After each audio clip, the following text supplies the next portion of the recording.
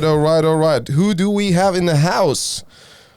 We have one and only Joe Bayley. Yes, I knew it. I can tell. I wasn't sure if you wanted me to introduce myself then. I like it. I was just like so into setting this whole thing up, and it's I need people who would do this one day for me. I mean, that would be nice, wouldn't it? Technical. Could you do it next time? You're very good with technical stuff. I'm all right, yeah. Well, you didn't ask me this time, so why would I do it next time? You just got your master's, right? What did you get your master's in? I got my master's, I got, last year, I got a master's in sound production, or the official title is commercial music production. Right. So, yeah. And as Joe came in, he straight away can appreciate this whole amazing setup. This is a good setup, man. This is a good setup. As somebody who's set up studios in the past, all kinds of studios. Right. Well, I've done all kinds of recording at home, in the field. Do you know what I mean?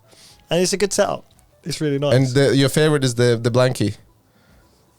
Not that I would want to cover up my knees, but if I do want to cover up my knees, there's an incentive. You know? It's electric blankie. Dude, and it works, honestly, right? This is great. I absolutely love this. And on top of it, we have a nice garden heater. I know. And with the wood paneling, I do feel like I'm in a sauna. Yeah, well, that was in the beginning. It was just wood paneling. So and then I put the black thing on, and I wasn't very sure about the black background, but actually now I dig it. It's actually pretty cool. Okay, cool. It gives especially when you edit afterwards, it makes sense. The problem was there's this window in the back, and it had a different paneling and just looked shitty. I suppose if you go in hard on the wood paneling, it's a very strong look. Yeah. If you're if you commit to wood paneling as a I feel like you're really putting yourself in a very yeah. It's all about wood paneling. That's what we are not here to talk about, Joe. First of all, thank you so much for being here. Yeah. Oh, mate, my pleasure. Mr. Bayley, he is known for being. Are you the solo man of the band called Steady Letters? I am the songwriter, the singer, and I play rhythm guitar. Mm-hmm. And for our last 2 tracks, I've also produced. So I've been mixing and producing the tracks as well. So you can use your skills now with the master's degree you got into. Yeah. So I mean, the masters. I'll tell you a little bit about the masters. Yeah, we're gonna talk about that on a separate note. Okay. Also, we met through our common friend. Well, in your case, it's your relative. It's Mike Snow. We need to give a shout out to Mike Snow. Hey, so Mike Snow, for those who are watching this amazing YouTube channel and the podcast, RENARS Podcast, by the way. He's our crazy ninja warrior / stuntman / amazing ginger beard owner / the guy who looks like he's a caveman. Yep, he's got muscles on muscles. Yeah, and what did you get? What did I get? I got all the musical talent. No. I was hoping to avoid the trumpet. No, it's gonna be there. It's gonna be there. Yeah. So you guys related? How are you guys related again? I have no idea. I was hoping you wouldn't ask me about this. You know when your parents tell you, oh, it's your cousin or it's your auntie or your uncle, and you just kind of, you know, sometimes they are related to you and sometimes they're not. Sometimes it's just somebody they met. Yeah. You know, for those who are listening to this and have no fucking clue what we're talking about, yeah, Mike Snow is literally a walking muscle. He is. He started in parkour, I think. And then, I mean, when I met him, he was tiny. He was a 13 or 14-year-old. So in his case, it's literally just training. Yeah. Yeah, man. Good example of that. Exactly. Okay, again, we're not here to talk about Mike. We're here to talk about your stuff. Oh, here you go. I found your you Facebook. Found my yeah, it's beautiful. As we can see. Funny, dude, I can't believe I just watched Django Unchained. I literally just watched DiCaprio doing the whole thing. Yeah. It's good, isn't it? Look at you. Yeah, I know. Sexy. It's meant to, isn't it? I did that one day and I was like, I don't know why. I like fucking around. Did you like the film? I love the film. I think it's brilliant. I think Tarantino, I mean, he's always good value for money. I don't know if you want to talk about films now, but it was hard choosing my favourite films when you asked me. Oh, yeah. Because, to be honest, I am a huge film buff. I love film. That's awesome. Having to choose 3 movies, my 3 favourite movies, for me is like torture. It's like choosing, between children. Not that I have children, but... Not that you know yet. If I... No. Oh. Yeah. I need to work on my timing, man. I'm the worst DJ ever. It's just like I thought comedy was all about timing. yeah, half hour later. Yeah, exactly. Yeah, so it's hard. Yeah, it was hard picking films. But Tarantino is like definitely one of my, Cool. We can talk about films and books a little bit later. Yeah, cool. Now, could you tell me more about your upbringings? Where are you from? Where is Joe Bayley from? His childhood a little bit, and then we can start to kind of go into why the hell music. Okay, cool. That sounds good. Shoot. You have two minutes. Okay, sweet. I am from South London. I'm from Tooting. If anybody knows, you been to Tooting? I heard. Heard? One thing, one thing, three One things. thing, two things, Two three things, yeah. Two things, three things, yeah. That was the best joke ever. I remember that one. Oh, God. Yeah, so I'm from Tooting. That's where I grew up. That's where I went to school. And Tooting used to be a lot rougher. I mean, it's still kind of, a bit like sort of, like, it's not totally there yet, but Yeah. it's there's a lot of people living there now who wouldn't have lived there when I was growing up there, I think that is very common, pretty much anything around London. I mean, Bracknell also, where this podcast has been filmed from, recorded from, it used to be quite a rough area. But the thing is what's happening, people can't afford buying houses anymore in London, so they buy more and more outside London, and then it's kind of getting better and better, I guess, and the real estate getting more expensive. Yeah, and then what you get is all the good people move in first, like all the artists and the people who are in their first jobs and stuff like that, or uni students or whatever, like it's quite a cool, it's always a good scene. But yeah, when I grew up there, it wasn't like that. Right. Tooting was just Tooting. It's just like, a kind of sort of forgotten South London borough, or South London, town. And I went to school there. Went to St. Boniface. Shout out St. Boniface. Hey. Say that again. St. Boniface Primary School. RC, Roman Catholic. Oh. Yeah, that's right. You're looking at a Roman Are you still a Catholic? I don't know. Is that because I don't know if they've locked me in forever. I don't know if because once they baptise you, yeah, that's the deal. And they confirm you. Yeah, you can't do anything. They've got my soul. They approved right? you. Yeah. So, am I a practicing Catholic? No, of course not. I don't go to church. When was the last time you went to church? Oh, jeez. I can't even tell you. I used to sing in the church choir for like 7 years. Really? Yeah. But church choirs are great. Against my will, though. Oh shit! They had a gun in your back. The only option that my mom said, they have two options: whether to be downstairs where everyone is sitting there, and you have to be like very behaving. As soon as you move around, talk around, you get what is that called? Someone just get you nap in the butt. Taser. Yeah, taser in the butt, pretty much. Yeah, Roman Catholic Church is the best. And then my sister was singing in the choir, and I was like, okay, I'm gonna join you. I'm shit singer. Are you? I'm like, I 7 can't. years though. I'm like a shitty baritone. I'm like, fine. I can't get high, and I can get high. I'm struggling with getting high and getting low, kind of thing. I'm in between. Baritone. I mean, they must have needed people because 7 years is a long time. Oh yeah, they're desperate. It's a small town. There's no people singing in the choir. Do you know what? That is something that I always think about church and religion in general. There's a lot of things they get wrong. We always get great music. Yeah, that's true. A lot of very talented musicians learnt to play or sing in church. Well, one of the reasons, because that was one of the pretty much the only places where that was considered to be as a great thing, and everyone was going to support. Yes, you sing so beautifully in a church, and you get all the admiration and support from the community. Well, we have the same thing actually. One of the world-known opera singers comes from my little town, and he started in church. No way. Yeah, that's cool. Yeah, but it's just this. It's like I do struggle in having kind of these discussions with my mom, because she is a journalist, and for 15 years she was directing a Catholic magazine. So they were writing about Catholic life. That's literally the title. It's the life Catholic of Catholics. Wow. And I would have in my house very often some bishops randomly hanging out and stuff. Yeah, really? Just chatting with my mom and discussing what it's going to be next, what they're going to write about in that magazine. So when I'm trying to discuss with my mom stuff about religion, and because for me, I've been so far from it. I'm probably the closest to anything I'm like pagan. But I mean I discovered Buddhism recently. I think it's pretty cool because they don't push you. They just be peaceful and meditate and enjoy your life kind of thing. But yeah, whenever I discuss stuff about religion with my mom, we get nowhere. Oh man, I wouldn't even. Yeah, that's a tough one. I mean, religion and family. Do you know what I mean? Like that's a conversation that's very.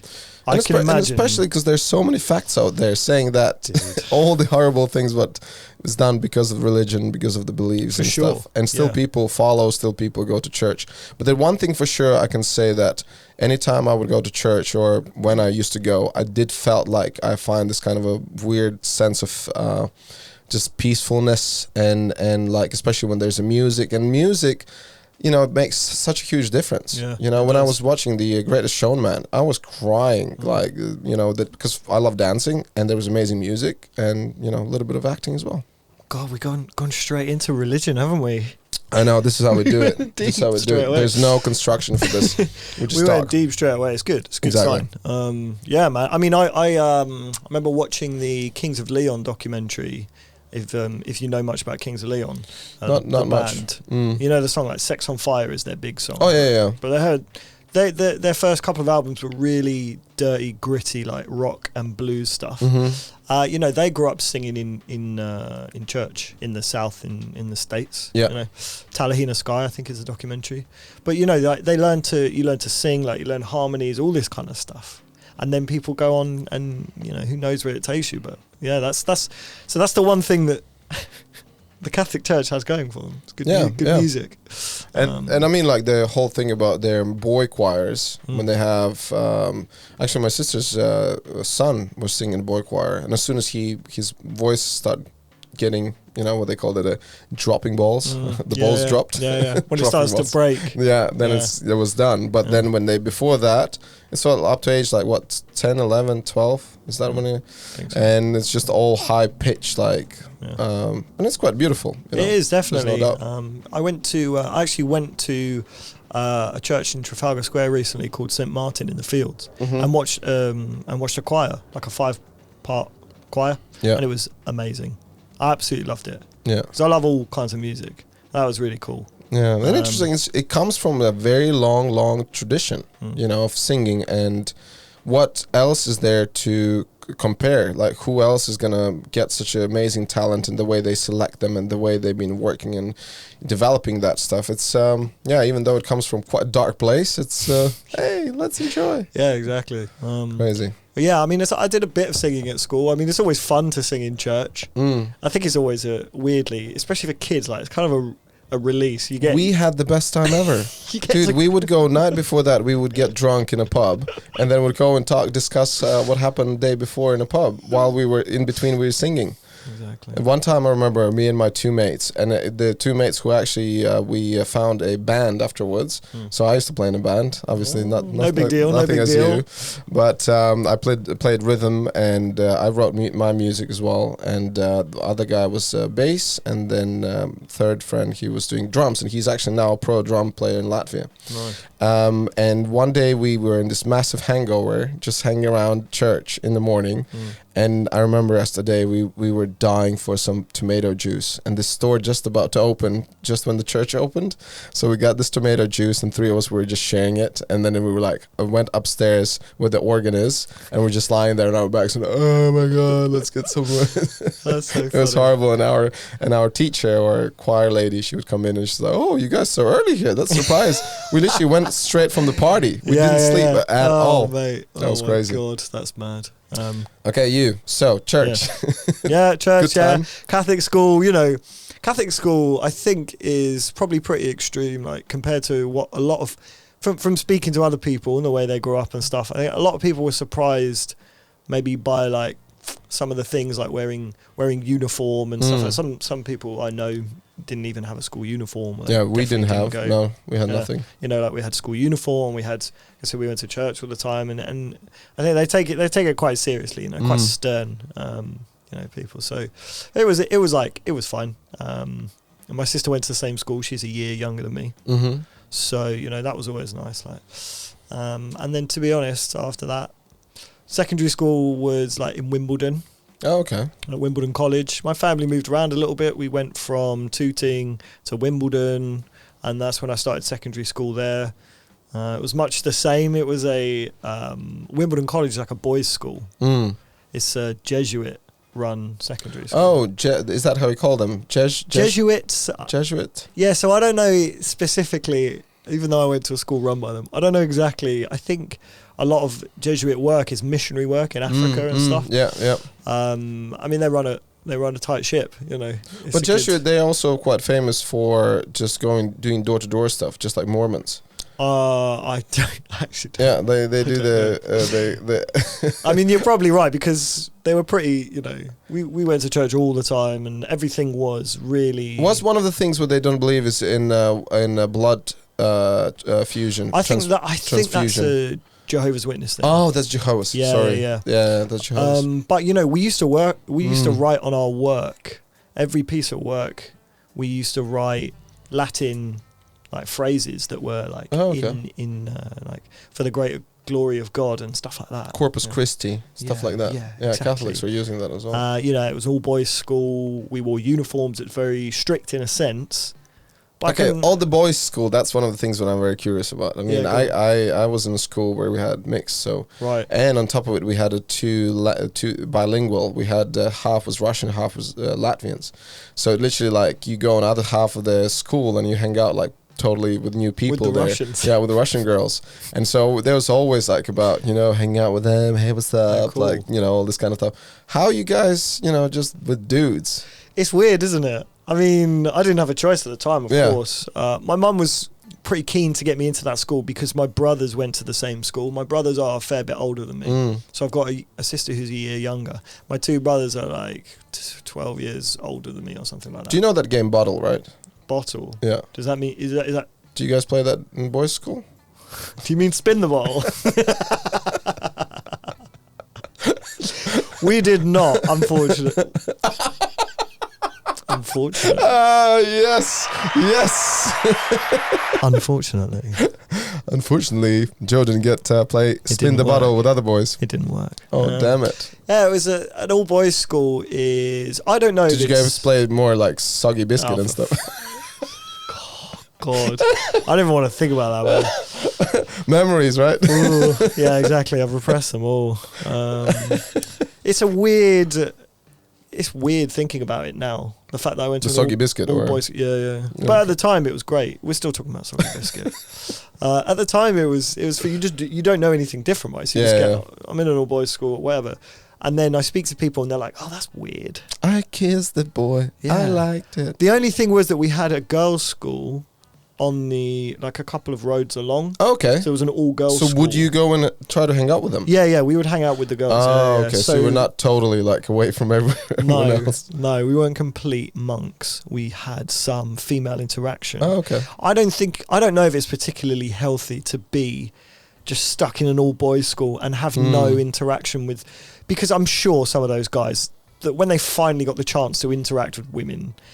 didn't have a clue what to do. Or they just went crazy. They either went crazy or were completely and utterly useless. Do you know what I mean? See a woman and like, just losing their minds. Probably didn't have any idea how to speak to women properly.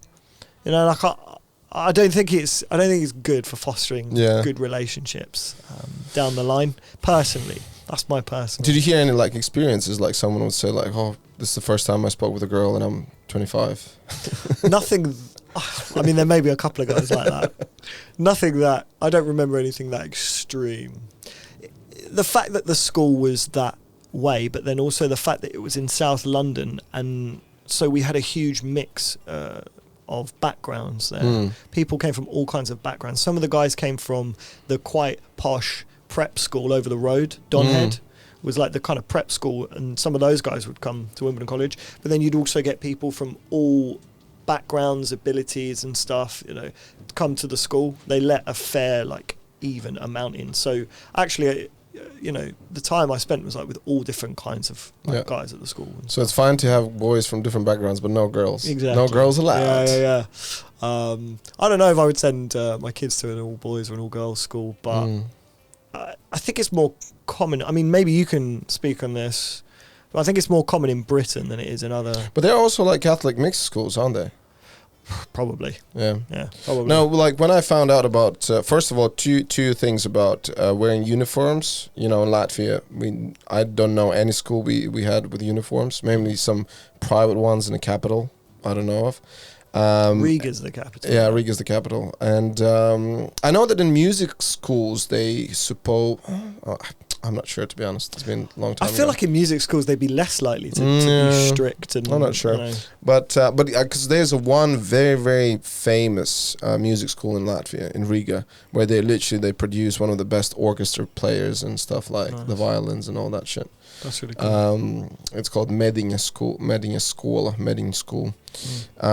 But yeah, and uniforms, another thing about having only girls or only boys, never heard anything. Yeah. So just like you, probably for you guys, like what, Latvians and Russians in the same school, but they're separate. Yeah, that is funny. Yeah, that is funny. It's a very weird concept, and they would literally have Russian teachers for them, and then would have Latvian teachers for them.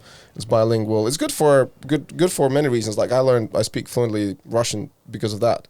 That's and amazing. I would play like football, basketball. Then we would get mixed. So we would take our classes separately, and then as soon as the sports come in, so we'd get all mixed together. That's really cool, man. That's really cool. It's and now you have two languages. Well, I was going to say two. You have at least three languages. Yay! It's my English I still have to work on. Yeah, trying. I don't know. Seems okay. We're getting there. From here, we'll test the limits of it today. Okay, so school, you went to that fantastic name I already forgot. So only Wimbledon College. Boom. Yeah. Only boys. That one as well. So my primary school was mixed. Yeah. But my secondary school was only boys. Oh, so that was like, sort of age 12 to 16 or whatever. I can't remember now. When do you start looking into music stuff? So I actually didn't do that much music at school. It was, I used to go, okay, so my mum loves music and she's always really been really enthusiastic about music. And she actually used to send me to Saturday music school when I was from a very young age. That was really basic stuff. That was like just singing, like in choirs and stuff. I think I remember taking some guitar lessons as a kid, but for a long time I didn't play guitar. Like it seems like a really distant memory. There was a huge gap between that, what I was doing as a kid, and it was something to keep us busy on Saturdays. Really, really great, like free, I think, Saturday music school in Merton, which is just awesome that people run stuff like that for kids, I think it's really important. So I did that, and then when I got to secondary school, I pretty much threw myself exclusively into sports. Oh, wow. What sports did you do? Mainly rugby. You so strike me as a rugby player. Are you mocking me? If anyone watches this, like the cameras are really not showing the real gains we can I'm not see going to here. just pop it off straight away. Well, everyone can see that you have very masculine knees. Yeah, exactly. Oh, the knees are very important in rugby, actually. I don't know. I just, all of a sudden, I found myself, I went from a very bookish child. So at primary school, I would read. This is something I didn't mention. I would read all day, every day. Oh, wow. My favourite thing in the world was reading. At break times, I would just sit and read. I couldn't get enough. I was like voracious, constant. Did you reading. struggle with like communicating, interacting with kids? Were you shy? I think I was a little bit shy. Yeah, definitely. I very much wanted to be in my own little bubble. I just loved reading. That's so opposite to how I was yeah. and still am. I mean, like now when I'm older, I can appreciate books and it's very important, and I have a lot of fun, especially nowadays when you can have audiobooks. So I can do a lot of things and I can listen. It is a little bit difficult, especially if the voice, the narrator is not that good. It's quite monotonous. But if it's a good one, you can really enjoy it, and you don't have to sit and read. The most of the time what I read is in my sauna. Every day I go in sauna for like 25 minutes. Not and this I sit and sauna. read that. No, yeah, not this one. Hey, boom, boom, boom. I'm just too lazy to reach for the button. We'll do it ourselves. You've got a musician in now, so I can do it. There you go. Why you didn't bring guitar? I forgot to ask you. No, well, you just answered your own question. Damn it. Why didn't I bring guitar? Because I didn't ask you.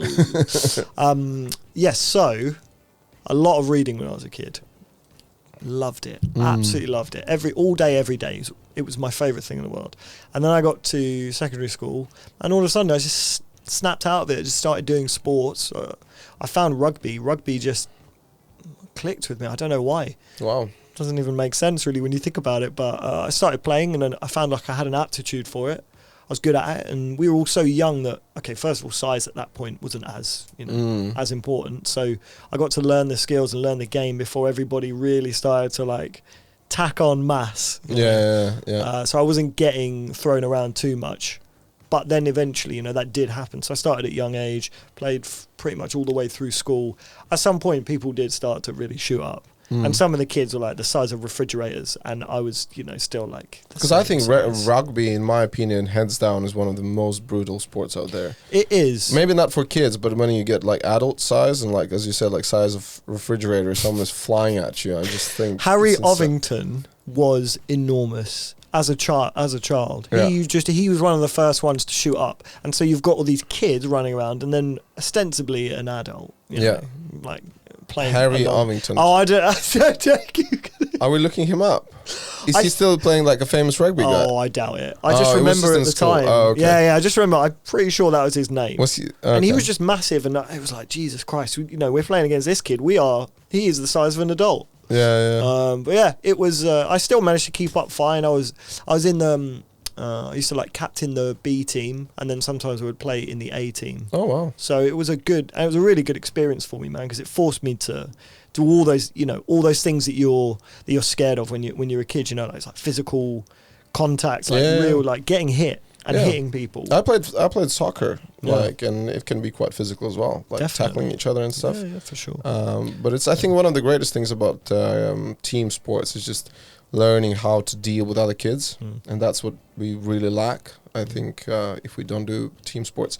But then I realized quite quickly I don't want to have this feeling that we lost because there are certain kids who are lazy or they're not as dedicated as other kids. And then I went to individual sports, and then I started doing karate and that kind of stuff. Because like if I lose, that's all on me instead of like blaming someone else. It's tough, isn't it? It's the pressure of team sports. Do you all win together, you all lose together? But then, of course, for some people, it's very hard for them to accept that there are some people on the team, maybe they think that, they shouldn't be on the team, or and you have to carry them. And so, it's all of that. It's social pressure and being accountable for not only yourself, but others is tough, man. But the experience of getting up on a Saturday and that game day feeling, because we used to play our games against other schools on a Saturday.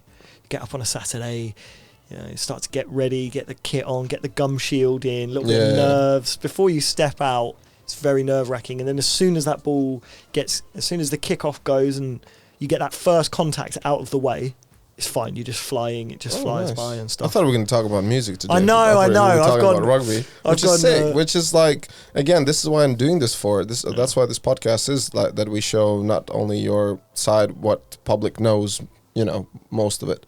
So some of the guests I had before, like I was like, "What? You did what?" It's true, man. It's pretty cool. I think it's interesting as well. Yeah, because like if no one else is going to listen to this, at least you can like listen to it and you're like, "Oh wow, I did play rugby." Exactly. But it's funny because I think it's important to understand I think sometimes as a kid growing up, I would say my parents, for example, obviously always wanted the best for me, and people want to help you find your path in life. And when people find their path very early on, they have a very different experience to maybe somebody who finds a new path in life, be it at university age or later on when they're an adult in the working world, or even later. Some people make huge career changes later on. And so what do you think? Is it good to have different paths and then you just have a kind of a good experience about different varieties of things? Or you would say like rather like Michael Jackson had no life whatsoever, only dance and sing. Is that the example we're going to use, Michael Jackson? Okay, well, I'm just talking about the music. I'm not talking about the other stuff, okay? Because, like, obviously in Jackson's case, unfortunately, like, it didn't felt like it was very healthy. No, I don't think so, no. Someone... Definitely not a normal upbringing. Yeah. Well, I think what's important is that people do get on some kind of path, whatever it is, get into work, get into gaining experience in life and in the working world and stuff. What I think does happen a lot, though, is that there's a lot of pressure on people to maintain that momentum, and career changes, I think, sometimes looked down on, or people are very fearful. I was very fearful of making a change. Yeah, but mainly that's looked down from side of like people who lived like our parents, who would be like, okay, you choose one job or one field you're going to be working in, and that's it. That's, you have to maintain the same thing. Yeah. That's because nowadays, now we have more and more people will be like congratulating you. Oh, you tried this. Oh, you're trying that. Oh, that's really cool. Like, amount of people I have who like see my post on Instagram, say, oh, is there anything you can't do? This is so cool that you're doing such a variety. But if my father would be still alive, he would look at it like, come on, man, choose one thing. I know. Cool. Listen, this is our first segment, and then we're gonna open some cokes and having some drinks, and then we're gonna be back.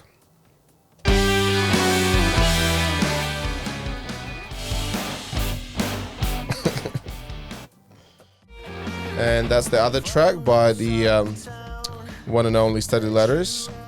I want to say Steady Lettuce for some reason. I don't know why. Someone said that before to me. I think when I was on stage once, they were like, what's the name of your band? And I was like, Steady Letters. And they were like, Steady Lettuce? lettuce? No. I have to tell people constantly, we are not one of your 5 a day. Okay? Don't. Say it again. We are not one of your 5 a day. I love it. Then also, because also the thing is with British pronunciation, American pronunciation. So Americans will be steady letters. Letters. These are steady letters. Steady and you say letters. steady lettuce. Yeah. It's lettuce. I think an American asked me once if it was ladders, lettuce. You know. Okay. Anything else more preposterous? No. As far as go with lettuce. Okay, we can stop there. Yeah. As long as people are listening to the music, I don't care. You can call us whatever you want. Perfect. That's what I love. I think the title of band I used to play was called 6 Feet, because we were 3 guys and we had 6 feet together. That is not what I was expecting you to go with that. I know. There's so many other ways you could go with 6 it. feet under the ground. 6 feet under. That's, We're all over 6 feet tall. I know. You But then one of the guys said, what if we get to hire another dude? When it's going to be 8 feet? You have to chop his feet off. When one guy loses his leg 7 feet. Shouldn't have joined a band called 6 Feet. Oh. You knew what you were getting into, guy. Okay, how did you guys came up with your name? Oh, I hate this question. I'm not going to lie. You don't like it? No, I like the name, but I hate the question. Well, honestly, I mean, yeah, I thought it was a cool name. And maybe it's... Okay, so... you know, I told you, like, I used to read a lot as a kid. Yeah. Always reading as a kid. And then I went on to study English literature at university. I've always been like a words guy. I love lyrics. Oh, okay. I really love lyrics. That's where you're writing the lyrics, you know. Exactly. Makes sense. Yeah. So like when I listen to a song, I always listen to the lyrics. It's something, I don't know, some people, I think, latch on to different things. Wait, then you must be a big fan of songs like Umbrella, Ella, I just don't know how they, I just don't know how they came up with it, you know. It's what was that? Sometimes, I cringe every time I hear that kind of crap. I cringe. My balls literally shrivel. Umbrella, Ella. I mean, okay, maybe I'm not latching onto the lyrics immediately there. It's not my first point of call. Because there was a comparison. So they put next to each other. It was one of the Queen songs. What was that? Rhapsody. Oh, Bohemian Rhapsody. Yeah, and then the other one was one of the Umbrella, and Umbrella had like 5 producers, 6 writers, and then Queens had 1 person doing everything. Yeah. And you just compare that comparison, like what is going on? Okay, this is actually cool that we're talking about this, because like I want to hear your perspective, because the way I think about it is, as long as there's going to be demand, there's going to be that kind of music. So if there's a demand from Umbrella, Ella, that means that there are just a lot of fucking stupid people on this planet who would enjoy that kind of music. That is the only explanation I can say. People, there's always, you're right, there's always going to be an audience for that. I mean, people like what they like and they can't help it. You just don't want to say stupid. Well, I mean, I don't want to alienate any fans, Steady Lettuce fans. How many you have though? How many fans? 4. 4. And they're all in the band. Yeah, man. I've thought about this a lot as well. I'm not gonna lie, because as a music producer, a writer, someone who's in a band, right? There's a lot of different ways to reach people with music, right? And I listen to some music, like you say, and maybe I'll listen to Umbrella, or although having said that, I do quite There's so, you know, some pop music I love because how creative it is in its production, its approach and stuff. But it's never going to be the same, in my opinion. It's not the same aim. When you take something like Bohemian Rhapsody, they're not aiming to make songs that are quick, catchy, punchy, you know, that are going to get out there and people are going to remember after they hear them once on the radio. And makes a lot of cash, which is very important in a very short period of time. Exactly. That wasn't their aim, and, you know, so I think it's almost a different thing altogether. Yeah. It's like a story about the Red Hot Chili Peppers song Under the Bridge. I read biography. Anthony Kiedis. Anthony Kiedis' Scar Tissue. Great book. And is it Scar Tissue? Yeah, it's Scar Tissue. Yeah. One of the first books I ever read in English, by the way. That's awesome. And one of my first biographies, and I just loved it. And then the way he said the story, that basically he wrote the lyrics when he was, and it wasn't considered to be lyrics, just like kind of poetry or just kind of for himself, because that was the only time, or the first time, when he was sober, and all the other members of the band were still using it, but they were not going crazy as he did, because he went all or nothing kind of thing. And he felt lonely, and he said, and that's where, like, sometimes I feel like I don't have a partner, and sometimes I feel like I'm on my own and all that stuff, and then City of Angels, LA, is the only one who is with me. And then I was like, that is so deep. That's like really cool. And reading his biography, it was insane. Like, he smoked weed for first time when he was 8 years old, given by his father. That book is brilliant. Yeah. I really enjoyed it. It's cool that that's one of the first books you read in English as well. Set a very high bar. That's a high bar for I'm actually, it wasn't the first book I read in English, it was the first biography. The first one I read in English was called The Firm.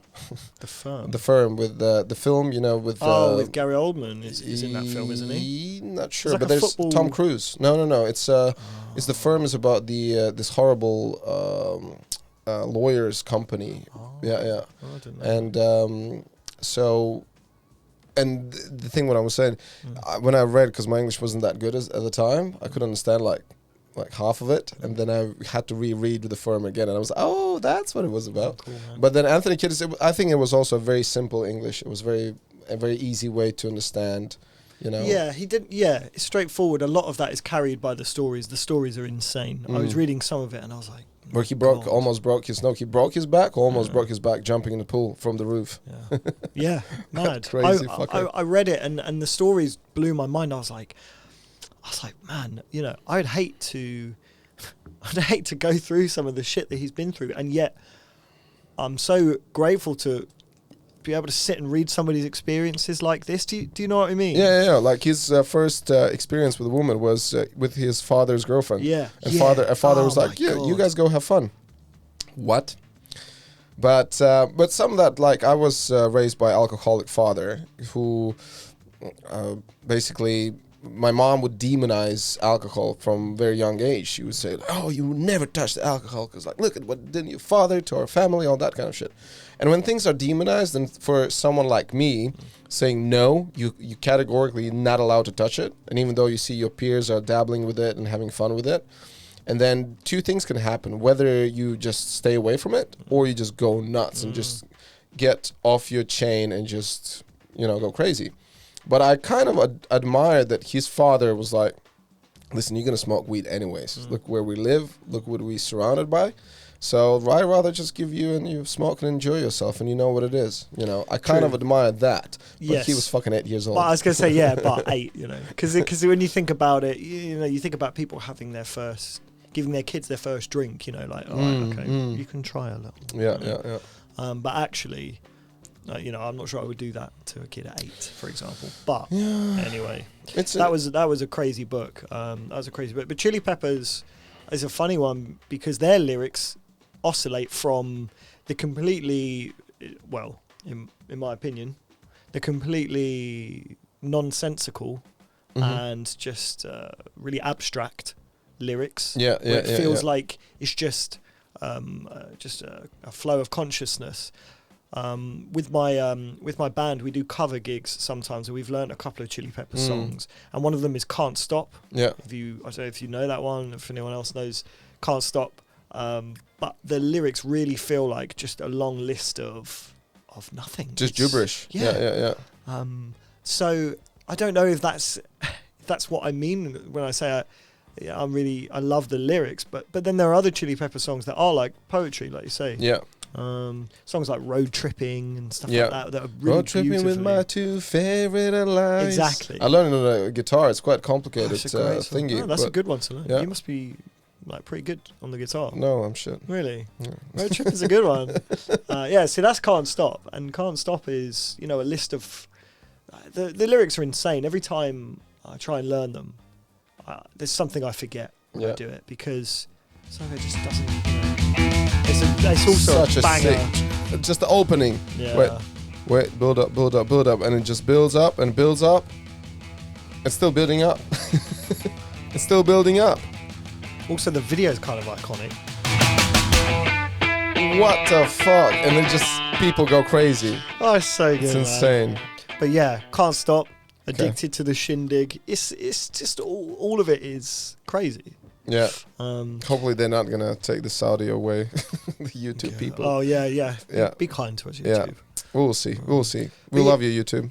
But yeah, lyrics are really, really important to me. I love lyrics. I even love, from all the reading I've done, and I love poetry. I love literature, all that kind of stuff. Well, since we're talking about this, what are your top 5 lyrics for? Again, it's gonna be hard for you to make the decision, but just give me some of them. Yeah.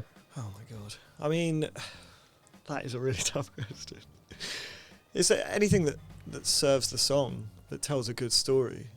Chili Peppers, if I'm going to go for my favourite, in terms of lyrics, a Road Tripping's a good one. That comes to mind straight away. It's so beautifully crafted, and they all work so well.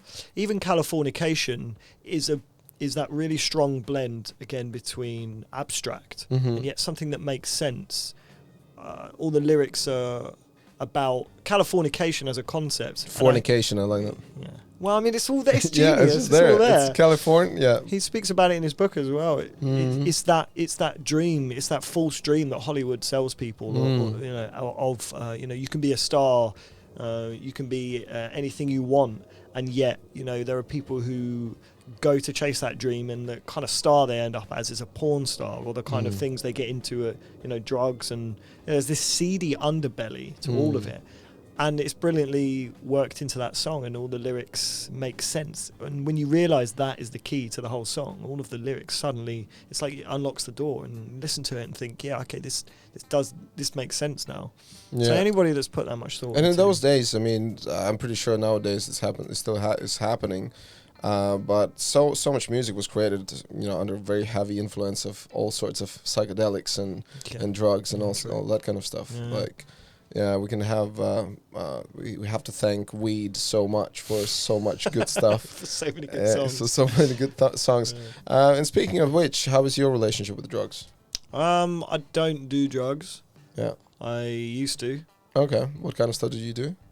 Just dabbled in a bit of everything, when I was a kid I smoked weed. 8 years old. Yeah, exactly. Yeah. with come Tinnitus. Coming here to dad, it was like, listen, Anthony was smoking weed when he was 8. Do you want me to do it by myself around the corner? Come on, man. Yeah. Oh, okay. If the book said that. I tried a bit of everything, but I was never like, cool, this is me now. Like I'm gonna keep smoking weed. So what do you think about all the stuff like microdosing and like how it can? So this is like people microdosing mushrooms or LSD or stuff like that for their mood, right? I can see why it would work. I've tried Mandy in the past, for example. What's Mandy? MDMA. Oh, okay. And it's incredible how emotionally impactful it is. The experience that you have when you take it. Did you write anything good while you were? No, I didn't write it. I actually find it really hard to write with any kind of altered mental state. I think it actually gets in the way for me. I think when I get high on weed, I'm really good start writing stand-up. Yeah. Yeah, I was just chilling with my mates and I was just sitting on my phone and writing, and then 2 days later I read and I thought it's going to be total shit. That's what it was like, thought. But I looked at it, actually pretty decent. Yeah. I was like, what? Well, Joe Rogan keeps saying that he writes good stuff when he's high on weed. Yeah. So it's just change your different, it's like a different perspective. Definitely, and I can see it. I can see why it works for people. For some reason, I find it very distracting to have. Whatever it's works like a for you. fog, it just gets in the way. I like to have like a sharp focus when I write. I just also love doing it, and anything that puts up a barrier between me and what I'm doing. If I'm writing music and I'm getting into, like I said, lyrics are a great starting point for me because it's like you get to create your own, little world, universe for that one song. Anything that's kind of for me, anything else gets in the way. So what do you do first? Do you write lyrics first, or you write the music, or you get the music first? I've done a bit of everything. Sometimes I've written the lyrics for an entire song without necessarily knowing that it was going to be, a song or which song it was for. But I've written lyrics out that later I've put. When I've written music and I need lyrics, I go back through my notebooks and I see, okay, this is actually a cool idea. I'm going to take this and run with it. Sometimes it's the musical idea that comes first, like one riff. So for the Blue, the riff came first, that on the guitar. That was a really strong riff, and I thought, okay, I can do something with this. This is definitely an intro, and I'm definitely going to use this. And then the lyrics came later, and it's a case of me listening to it over and over, trying different lyrics, trying to refine them.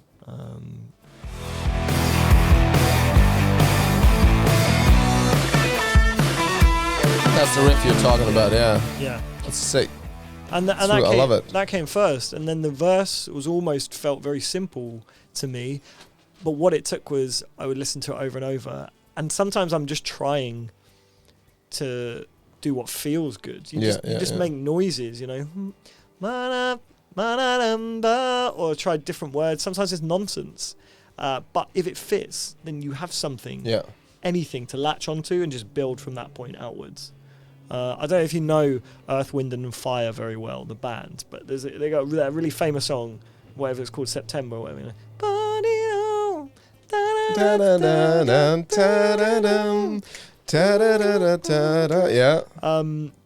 The chorus of that song, I didn't really know what they were saying. I thought it was like party on, or like party hard, or party. And then I watched an interview with them recently with one of the main songwriters, and the lyrics are nonsense. That word is nonsense. All they say is they just say "badia." That's all they say. It's not a word. It felt good at the time. Like the Spice Girls. Oh, ziggy. Exactly. What the fuck is that? And you see those like someone who lives in Latvia, because we think our English is so shit, so that's why we don't understand what they're talking about. That must be so confusing. It's like, hey, what is zig? No, hey, what does ziggy means? What is this? It's a new language, a new expression. There you go, man. Spice Girls, Earth, Wind and Fire. They're on the same level. When I was learning, because I don't know if you heard of it, it's called a hip hop karaoke place. It's Hoxton Queens. I have heard of it. It's quite it's quite a famous night. Yeah, right? Like when I used to live in East London, I used to go there quite a lot. It's every Saturday night, and you basically get on the stage and it's just hip hop. So you can read from the paper, or you learn by heart. And when you learn by heart, you have way more respect, and it's easier for you as well to do it.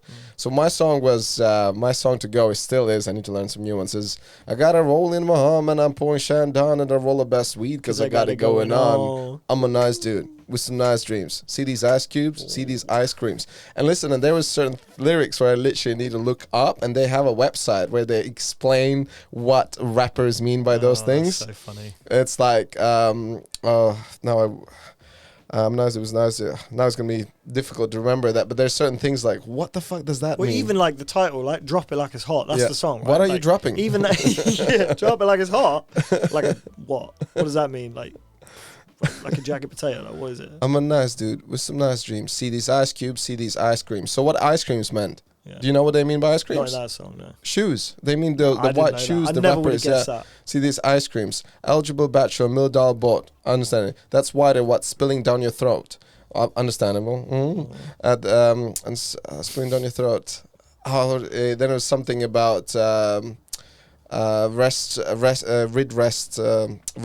wrist red in a car. Anyways, I already forgot. But yeah, it's it's very crazy. Like what do rap they mean? Rap is a whole that? next for lyrics as well. Rap is obviously different. So I've listened to a lot of rap and hip hop as well. I mean, I listen to everything. I've listened to rock, pop, rap and hip hop, R&B, blues, like old school stuff. I listen to.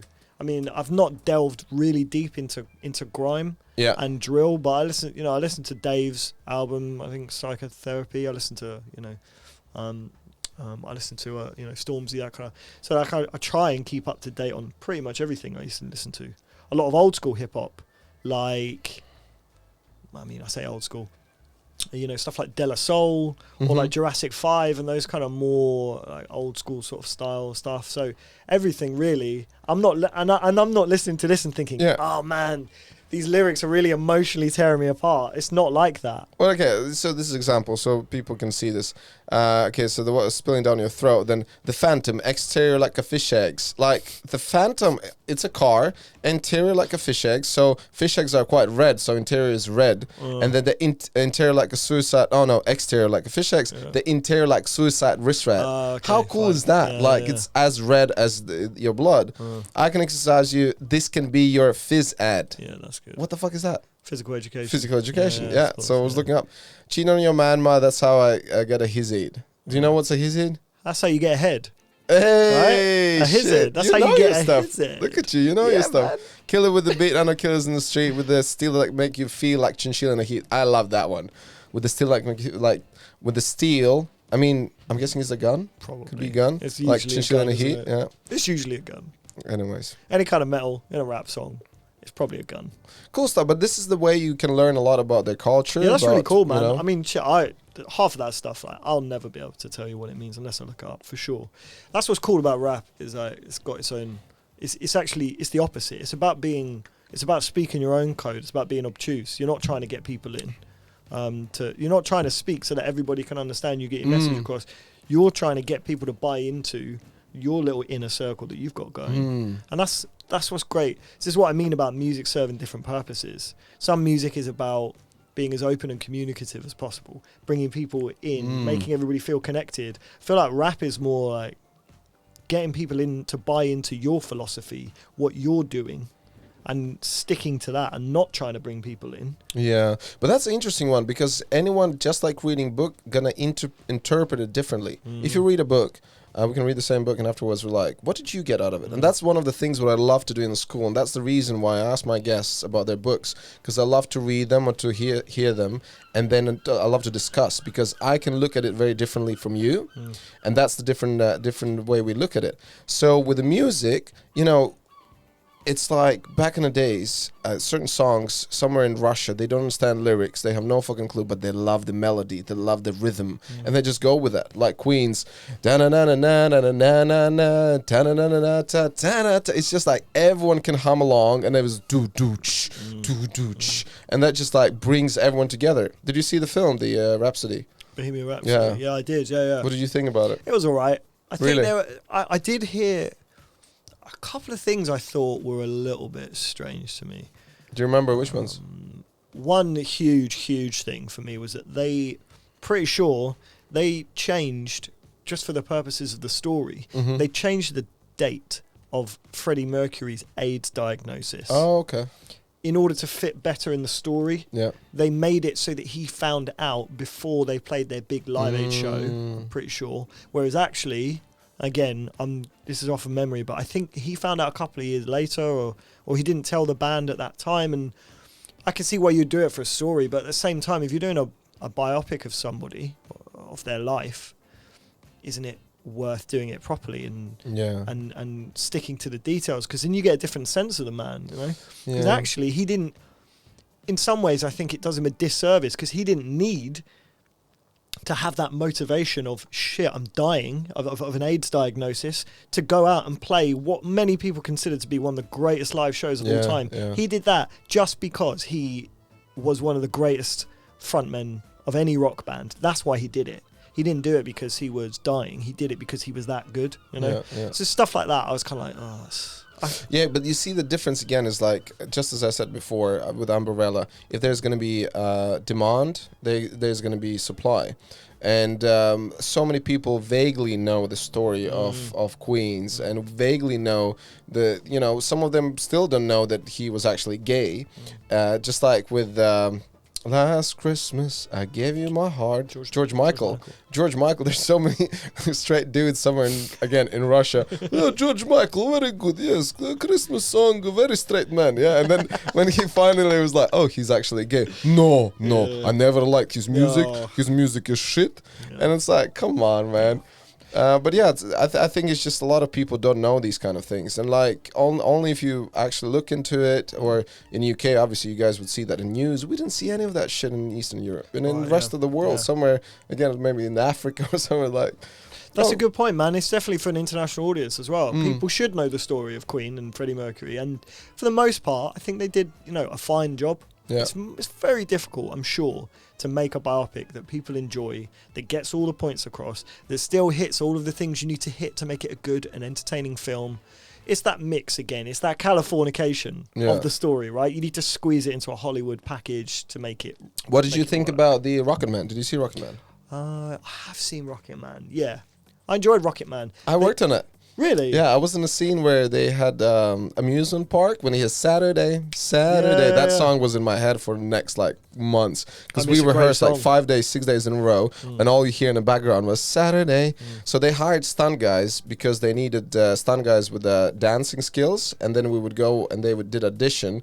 Out of 50 stunt guys, I got picked as one of the dancers.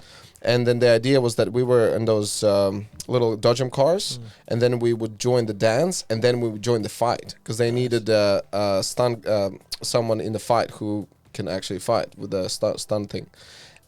But it was annoying, and then they cut our dancing out. So all we did with the dodgem cars, and then we joined the fight. Okay, cool. And you can't really see me anyways. I'm just somewhere in the crowd. Still though, that's awesome. And that was really cool scene. And Elton John himself came to see us.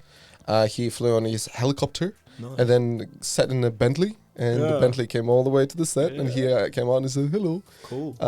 And the cast was insanely super duper famous, the dancers. So one of the boys, he was actually playing Billy Elliot in I think I just don't want to fuck this up, but I think he did a Billy Elliot musical, and then Elton took a time and separately gave him a hug and thank him for being on the set doing this stuff. Cool. So for us, all the stunties, we were just surrounded by this crazy talent of dancers. They were insanely talented dancers. That's awesome, man. It's a great film. I really like I think they took a different approach to it as well to most biopics by having it that sort of song and dance sort of musical style, whereas most of them I think try and do it get my words out. Naturalistically, right? Where they try and make it feel natural that there's a song, so Queen in Bohemian Rhapsody, Queen start to write one of the songs in the rehearsal studio, and there's that moment they all look at each other and go yeah. Whereas, I like that one's cool. Whereas in Rocketman they really push actually we're going to make this really silly and over the top and like a musical, because it is a film, and if you're going to entertain people. Did you see any factual kind of problems there and sense of that factual? one? I don't know as well. I think they will always fudge the details, won't they? Yeah. They're always going to I liked certain characters. I mean, my favorite character was Elton's mom, who was just the evil bitch. I'm trying to remember who played her. I forgot the actress's name, but she was just basically portrayed like this really, just showing because of you being gay, that you kind of fucked it up for everyone, and I'm suffering from that, and you have to buy me a house now somewhere on the island and stuff. And the saddest was that relationship with his father, where the father was just kind of, because he hated his mom. Spoiler alert, sorry, for those who haven't seen it. But it's been out for Spoiler ages. alert for Elton John's life. Yeah. Spoilers. Spoilers. He's gay. But certain things I liked, and Tyrone is the actor's name. Taron Egerton, is that his name? Taron Egerton, yeah. Tyron, really cool dude. Yeah, it was very lovely. He did a great job, man. Yeah, he's one of my, I would say, quite favorite actors to be out, young guys, I think he smashed on Kingsman, which is huge actor, and I worked on the previous Kingsman, but they didn't use the same cast, and my favorite was the Eagle, the Eddie the Eagle. Did you see that one? I haven't seen it. Was he in that? Film. Yeah, Eddie the Eagle with Hugh Jackman. Jesus Christ, it's one of my favorite films. It was I'll have to check it out, man. Yeah, check it out. It's about this kid who was just never give up, and he's going to be Olympian one day. He's like, Mom and Dad, one day I'll be in the Olympics. And of all the sports as well. And because that was the only sport where he saw that there was no one, or it was quite easy to qualify and stuff like that. Right. And he was like, I'm going to go for really it. Cool, it's man. Crazy. I'll check it out. Rocketman I enjoyed. I like, a lot of biopics, like I said, they're always going to play fast and loose with the details to make it work. So I get that. I really enjoyed Ray. I don't know if you've ever seen Ray. Jamie Foxx playing Ray Charles. Oh, I think I've seen it, but I don't really remember much about It's it. fantastic, man. Fantastic. And Jamie Foxx learned he's just how insane. to play and, really like do a good job. And, the thing what I remember from that film was how he was picking up ladies. Ladies were just crying for him. And he was like, he would take their arm and feel their wrist and decide, and he'd say, "You're beautiful," or maybe somebody else. He touched a lot of different wrists. Yeah, exactly. Stuff like that. Was the only hand in the shot? The other hand was on her boob. Or was yeah, that's cheating, like, man. Oh, your wrist is so pretty. Or was there someone else going, "Not this one," 5 out of 10. Yeah, you're beautiful. Yeah. That one. She's a 9. No. Oh, Jamie Foxx is one of my favorite dudes. I love him when he played that crazy lady. Oh my God. Have you seen that video? Oh, we should do this. Stick it on. Let's do this. Drop It Like It's Hot, by the way, is a good choice because Pharrell's on that track, right? Oh, Pharrell is genius, man. And, when you want to talk about like multi-talented people, people who are good at everything, Pharrell is definitely up there. Anybody that's that involved in their own like productions and stuff like that. What is this? There you go. Oh. What's this from? Okay. And for you, miss? What's wrong with you? Can I get a beer? Can I have a beer? And there was living color. That was very the best show was when he was getting a massage and giving a massage. He was working in a massage parlor, and this guy didn't see her face, and he was like, "Oh yeah, massage me right," and then all of a sudden he saw the face, he just freaked out. See, he's done everything, man. He's done comedy, he's done music, he's a great actor in a serious capacity. He's really just like one of those people that doesn't seem to put a foot wrong.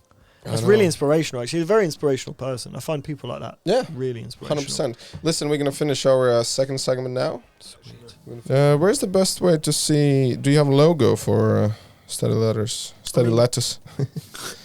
At the moment, the Instagram... It's just Instagram, that one, because it's related to the latest single. Oh, okay. But you can see that one kind of relates to the other one. Like, we've gone for a theme, like the rings.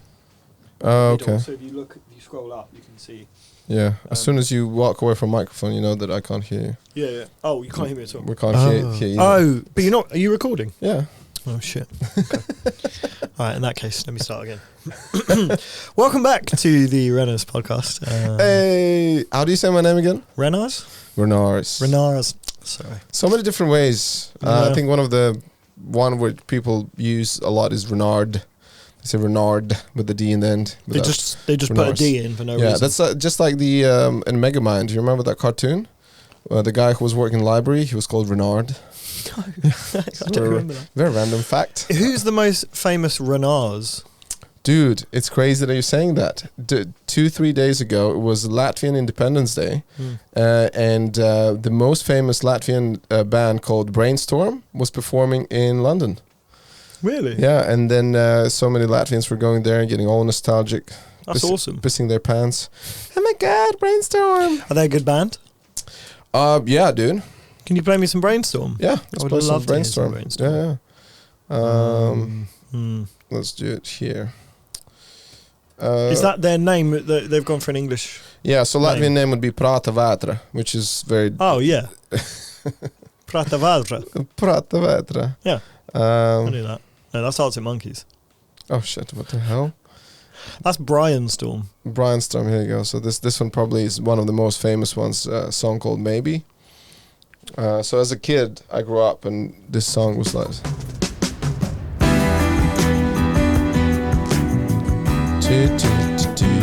We need to talk on so YouTube doesn't take it away. Okay, yeah, cool. It's awesome, man. It's not what I was expecting at all. Nice. Oh, cool.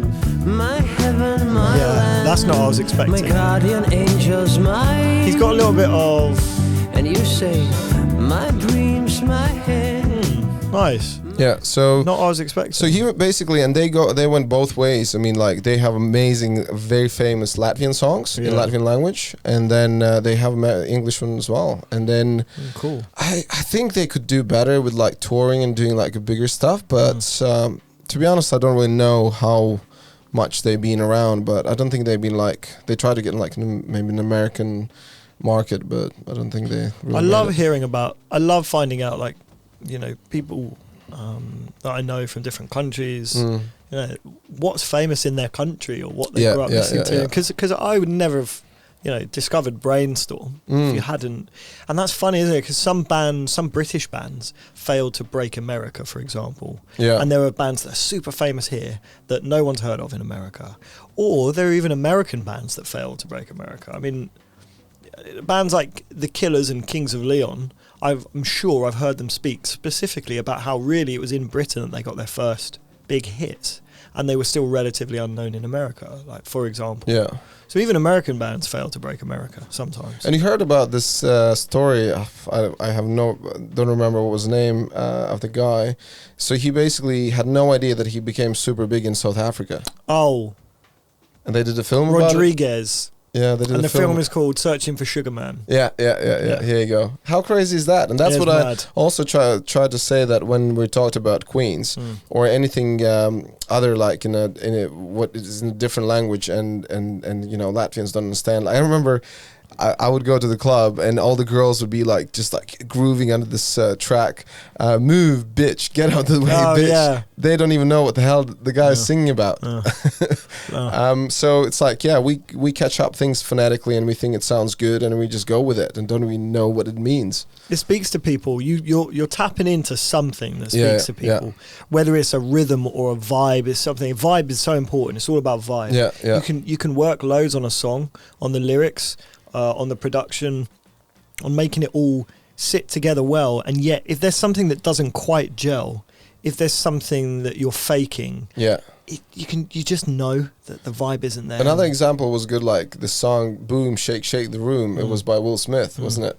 And I was one of the only boys who would be dancing like hip hop, and there was no other boys, so I was like usually with girls. So it was like me with 5 other girls on a stage, and it was boom, shake, shake the room, tick, it, and it was like I had no idea what he was singing about. I'm not kidding you. All I heard was boom, boom. That's it.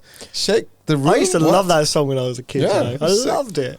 You know, I grew up in a house with my mum listening to stuff like Mark Bolan and T-Rex and Fleetwood Mac and those kind of bands, Queen, that kind of stuff. You know, whereas one of my brothers was listening to Nirvana and Pearl Jam and those kind of like 90s grunge bands. And then Martin, my other brothers, listened to like jungle and drum and bass. So like all of this stuff all the time, constantly going on around. Yeah, and everyone would have a different stuff, which is good. Yeah, which is it's awesome. really cool, man. It's definitely the very first time when I started playing guitar was I got a vinyl from library. It was Beatles. Cool, man. Yeah, that was the very first time. Well, I think one of the first songs I could actually play was this easiest, like 2, 3 or 4 chords with "Ooh, I need your love, babe. I guess you know it's true. I hope you need my love, girl, just like I need you. Hold me, love me, hold me." Yeah, so that was one of the first ones. Okay, listen. We talk about so much different stuff, randomly jumping in and out, which is totally fine. But tell me more about how the Steady Letters became in life. How long you guys been around? How did it all started? Give me some of that. I mean, I've always loved rock music. I've always loved music in general. But for a long time, I didn't go down that path myself. A long time ago, I was writing lyrics, I was writing tunes, but I had no end goal for them. There was a time when I was working in an office doing marketing and then PR, and I always had the dream of doing something with music, and it felt like it was too late, basically. You know, that thing we were talking about earlier where people get onto a path, and at a certain point in life you think it's too much to make a change now. You know, what if it doesn't work out? You know, where will I end up? So at that time I started to test the waters though, and I was writing music, I was spending more time on the guitar, writing tunes, writing riffs and that kind of thing. And that's how the band started, was me basically picking up the guitar and trying to write when I didn't really know what I was doing. I had never really tried songwriting properly. I'd never studied it or anything like that. And I started to write, and some of those songs I made and I recorded and released very quickly after the band started. But I had people dropping in and out of the band. A really good friend of mine that I've known since school, Sean, who's an amazing drummer, really phenomenal, technically really gifted, grade 8 drummer. Shout out to Sean. Sean, my man. Sean Henselko. Hey. Very gifted, and he helped me start the band, and he knew more about recording than I did because he'd studied music. So he helped me to record and cut that very first demo, which isn't even online anymore, of those really early tunes. And that's what set me off on the journey. We started to play a few gigs. We were just a duo. It was me on guitar and vocals and him on drums, and that was it. There was nobody else in the band, and so I started to look for other members. I started to have auditions. I brought in guitar player, bass player. Sean wanted to drop out, so I brought in a new drummer. He was a little bit less interested in music at that point, having studied it and played it for a long time. He needed a break, and so I brought in another drummer, and it just kind of happened like that in pieces at a time. And how long ago was it? Oh man, I don't know. I mean, that's probably going back 5 years when It's really not too long. No, it's not crazy, but it still feels like a long time. Because when I saw you guys, you were pretty fresh. That was like you guys been doing this for 2 years or something. Because I saw you guys 3-4 years ago. Yeah, that's true. Actually, maybe it was longer when I started it. But the thing is, I had those songs already, so the idea of the band started a very long time ago. But the actual band itself, with its current members now, so it's me, there's Tom Mullen on drums. We've got Do we have them there? Can you Andy see them? Skipper, yeah, they're all here. So Andy Skipper there on the left, pulling the best blue steel I've ever seen mid-gig on the bass guitar. Yeah. Tom's on the drums, Tom Mullen, he's fantastic. He's a drummer. He's also a pizza chef. Oh. Well, he used to be a pizza chef. He's very involved in the running of the restaurant and the chain and stuff. But he's absolutely brilliant. He used to be in loads of metal bands as a drummer. Oh, okay. So he really knows how to go hard. As a rock drummer, he's brilliant. What's his name? His name's Tom Mullen. Tom knows how to go hard. He does know. He knows how to go hard. Wait. Which one? Tom knows how to go hard. You could have pushed any of those buttons and it probably would have worked. Push another random one. Tom knows how to go hard? Exactly. I don't think that one works. I don't know, man. Kind of works. If you know Tom, it works. Awesome. And then on the right there is Simon on the guitar. Simon Gaddazi. Simon looks very confused. Simon is always confused. He's I don't know. What is the next song? What is the song we're singing? Simon's always confused. He's brilliant, man. Do you remember when I went to see you guys and I actually gave you comments about the performance? Do you remember what I said? Okay, first of all, I need to remember where it was that you saw us. Because the last time I remember you seeing... I remember you seeing me solo. And that was a long time ago, Old Street Records. No, I definitely went to the place where all the band was on. And I came to you and I had a couple of drinks in me. Yeah. And all of a sudden I felt like I know shit. That I used to be in a band for a couple of years. And all of a sudden I'm so... No. So what I said to you was why your bass guitarist is not moving? It looks like he's falling asleep. Yeah. Why he's not more interacting? That's all I said. I said oh, you guys were pretty good, but your bass guitarist is not moving at all. Could have been worse, to be honest. I mean, that's not the worst review in the world. A lot of bass guitarists, I think I like that, Really? They're super chilled. Bass guitarists are so chilled. Look at the Red Hot Chili Peppers, man. Okay, look, that is a real exception to the rule. Finn is not... Flea, sorry, Finn. Yeah. Flea is not really biting the rules. No, but then he plays bass like a madman as well. Slap bass. He's nuts. He pretty much... I don't know, did he pioneer slap bass? I think he did. Yeah, exactly. But the majority, 99% of bass players, I would say, that I've played with have been super chill guys, really very laid back. So, I don't know, maybe that's what you were picking up on. Yeah. So, it's okay, don't worry, I don't hold a grudge, man. I just know that when I have a couple of drinks, all of a sudden I know everything. This is what you need to do. Yeah. So cool. yeah, those are the guys. So they've played on all the recordings. So we put out 2 singles this year, and I recorded them when I was studying for my masters. I recorded all the drums at Tile Yard, which is where I studied, which is in King's Cross. But then all the bass, the guitar, the vocals, I recorded all of that at home in my bedroom. Nice. And the mattress palace. So it has a little romance taste to it. Yeah. Cool. Yeah, that's exactly why. Fresh underwear. It's nothing to do with budget or the fact that I don't want to pay £300 a day for a studio. So when do you... I mean, like, it's kind of question, but... oh, look, same jeans. Yeah, there you go, same jeans. That's big money right there. Branding is important. Very important. Consistency is still good. Everyone still wears the same clothes. Yeah, for sure. The bass guitarist, middle of winter, has to wear shorts I have only. a different funky shirt today. And so all of them have different ways to make money, and I'm guessing like the music is just more like a thing for your heart. And yeah, I mean, music for me now is becoming more and more viable. I've always wanted to do something creative, man. Always, and yet it always seemed to me very hard as to go into a creative industry and forge a path. And there's no handbook out there, there's no guide out there that says, oh, okay, cool, yeah, you know, these people that are doing this thing for a living that you want to do, well, here's how they got there.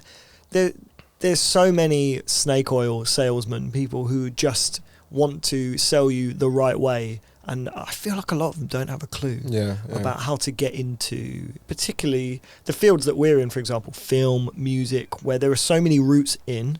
There are so many ways to get into that industry, and yet there's no one concrete way. If you want to be a doctor, go study medicine. If you get a good degree from a good university, and then you go to, or you go to law school, you know that you're on the path to becoming a lawyer. Somebody that studies music, there's no guarantee that they're on the path to becoming a successful I can totally musician. relate. I mean, like, obviously acting stuff is really tough and it's all over the place. But even with stunt industry here, for example, in UK, you would think it's quite a system. So basically, if you want to become a stunt performer here, you get on a British Stunt Register where you qualify, do all those things, and then you think, oh, then now I'm going to get work. Nope, that's not how it works. It works, again, who knows who has the right looks, the right ethnicity, and things like that. And then very often when we get new stunties joining the register, they think that's it. No, this is where you just start actually hustling. It's like just like you graduate university and you need to chase your work now, chase your job, not just, oh, I have a paper, please hire me. So that's not how it's going to work. Yeah, so, you can spend thousands of pounds and thousands of hours working on that industry, but there's no guarantee. No. So it's, but at some point I reached a level where I was basically, my attitude was, fuck it. Just going to do it. Because I would rather fail and not have regrets. And just die trying. Yeah, Boom. Exactly. That's exactly what I do. Yeah. That's exactly what I do. I mean, I studied 7 years in university. I got my master's degree in business. I started working for Kraft Foods. I became trade marketing coordinator for 3 countries. I was only 24 years old, and I was considered to be a big boss. But then I was like, I looked around. I have like overweight, bold dudes who hate their lives. And I was like, that's going to be me in 5-10 years. That's going to be me. I was like, fuck this. It's like the ghost of Christmas future staring you in the face. Yeah, it's true, man. And then I was just saying, like, and even before I made that decision to change something, I just had that gut feeling. And I was just questioning, is this it? Is this my life? Yeah. And then things start just I wouldn't say things start aligning. Things start falling apart. I lost my job, lost my business, broke up with my ex. And then I was like, okay, there's nothing to do here. Let's go to Canada. Wow. It's the rest of the history. It's very relatable, man. It's very relatable. I was in a job that I felt was kind of a bit soul destroying, in an office job. And I didn't recognize. I wasn't in touch with who I was, what I was doing.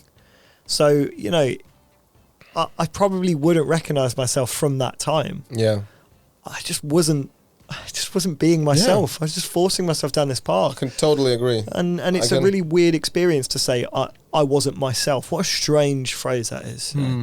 You're always yourself. Of course you're yourself. But you don't feel that it doesn't line up. What's inside and what's outside are completely disparate things. They're not lining up at all.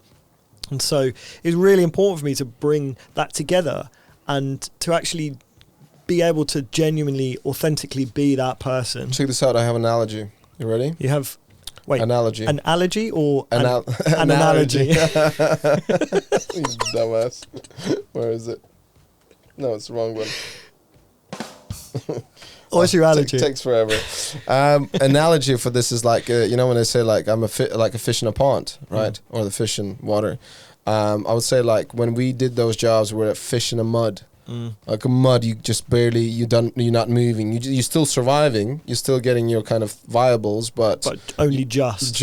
Only just. Fish in mud. Yeah, I like it. I don't know. I just literally just came up with that. Yeah. Or fishing like in the liquid concrete. You know, when it's it slowly gets. Oh my god. And that represents you getting older. And when you get like 50, 60 years old, or like let's say 45, 50, when you have family and kids, and that's when the concrete is so already, you know, hard, then you can't get out of it anymore, because then you have all the responsibilities and things like that. True, man. It's true. I think the first time that I knew that this is where I feel like fish in the water is when I start emceeing events and parties. I would be on a stage all day, announcing stuff. And what is actually English proper name for that? Is it compare? Is it party organize? What is it? What were the events? So the person would be on a stage announcing things, saying maybe, compare. Compare is a good, yeah. So that was the thing what I was doing, and I remember this one time I had this massive event for 3 days. It's like 2,000 people. I would walk around with a radio mic and announce things and whatever. And I remember at the end I was like super tired, but like I felt just so amazing. I would jump in a car and I was just about to leave. And the manager who hired me, she's chasing me. She's like, "Where are you going?" It's like, "What? Everything's done. I haven't paid you yet." And I was like, I didn't thought about money one time, because all I was thinking about how to get this event, you know, as good as possible, that I really enjoy this, all the jokes and everything. And that's where I'm start finding, like with the podcast, and the same thing with the stand-up comedy, you know. So it's like thinking that I get actually paid for it. And unfortunately with stunts, it gets to the point where sometimes I'm on the set and I'm just counting minutes, and I know that I'm going overtime. Oh, this is the money I'm going to make. But I don't really think anymore, oh, I'm going to do great, like some cool stunt stuff. Because very often we don't. All day we just sit around and nothing is happening. And when we do, I do enjoy it. It's like nice rush and stuff, and you know. It's that feeling of I can't wait to get out of here. It's horrible. It's the worst one. Like my job satisfaction, honestly, went from a 1 to a 10. Basically, I thought about it a lot. I think that's pretty accurate. And my job satisfaction is so high now, and it's just about finding ways to make sure that it stays my job. That's the important thing now, because I'm sure you, like me, have had shitloads of jobs in your life. People who are trying to break into something. From age of 18 till 24, so I was studying and working at the same time. I was able to combine in my university, because it's a business university. They could understand that that's actually good to get like experience, like actually working in marketing and sales, whatever, instead of just books. And in that during that time, I actually counted 16 different jobs. 16 different jobs in about 5-6 years. Some of them were like 2 weeks long. I would come in, they hired me, and I'm like, I'm not doing this shit. And I just walked away. And I remember that I had a lot of peers at the time who would stick with the same job they got when they were 19, 20 years old. And they're still working there. I was just talking to one of my best mates. He works for a Swedish company, this massive IT company, and he's still working there.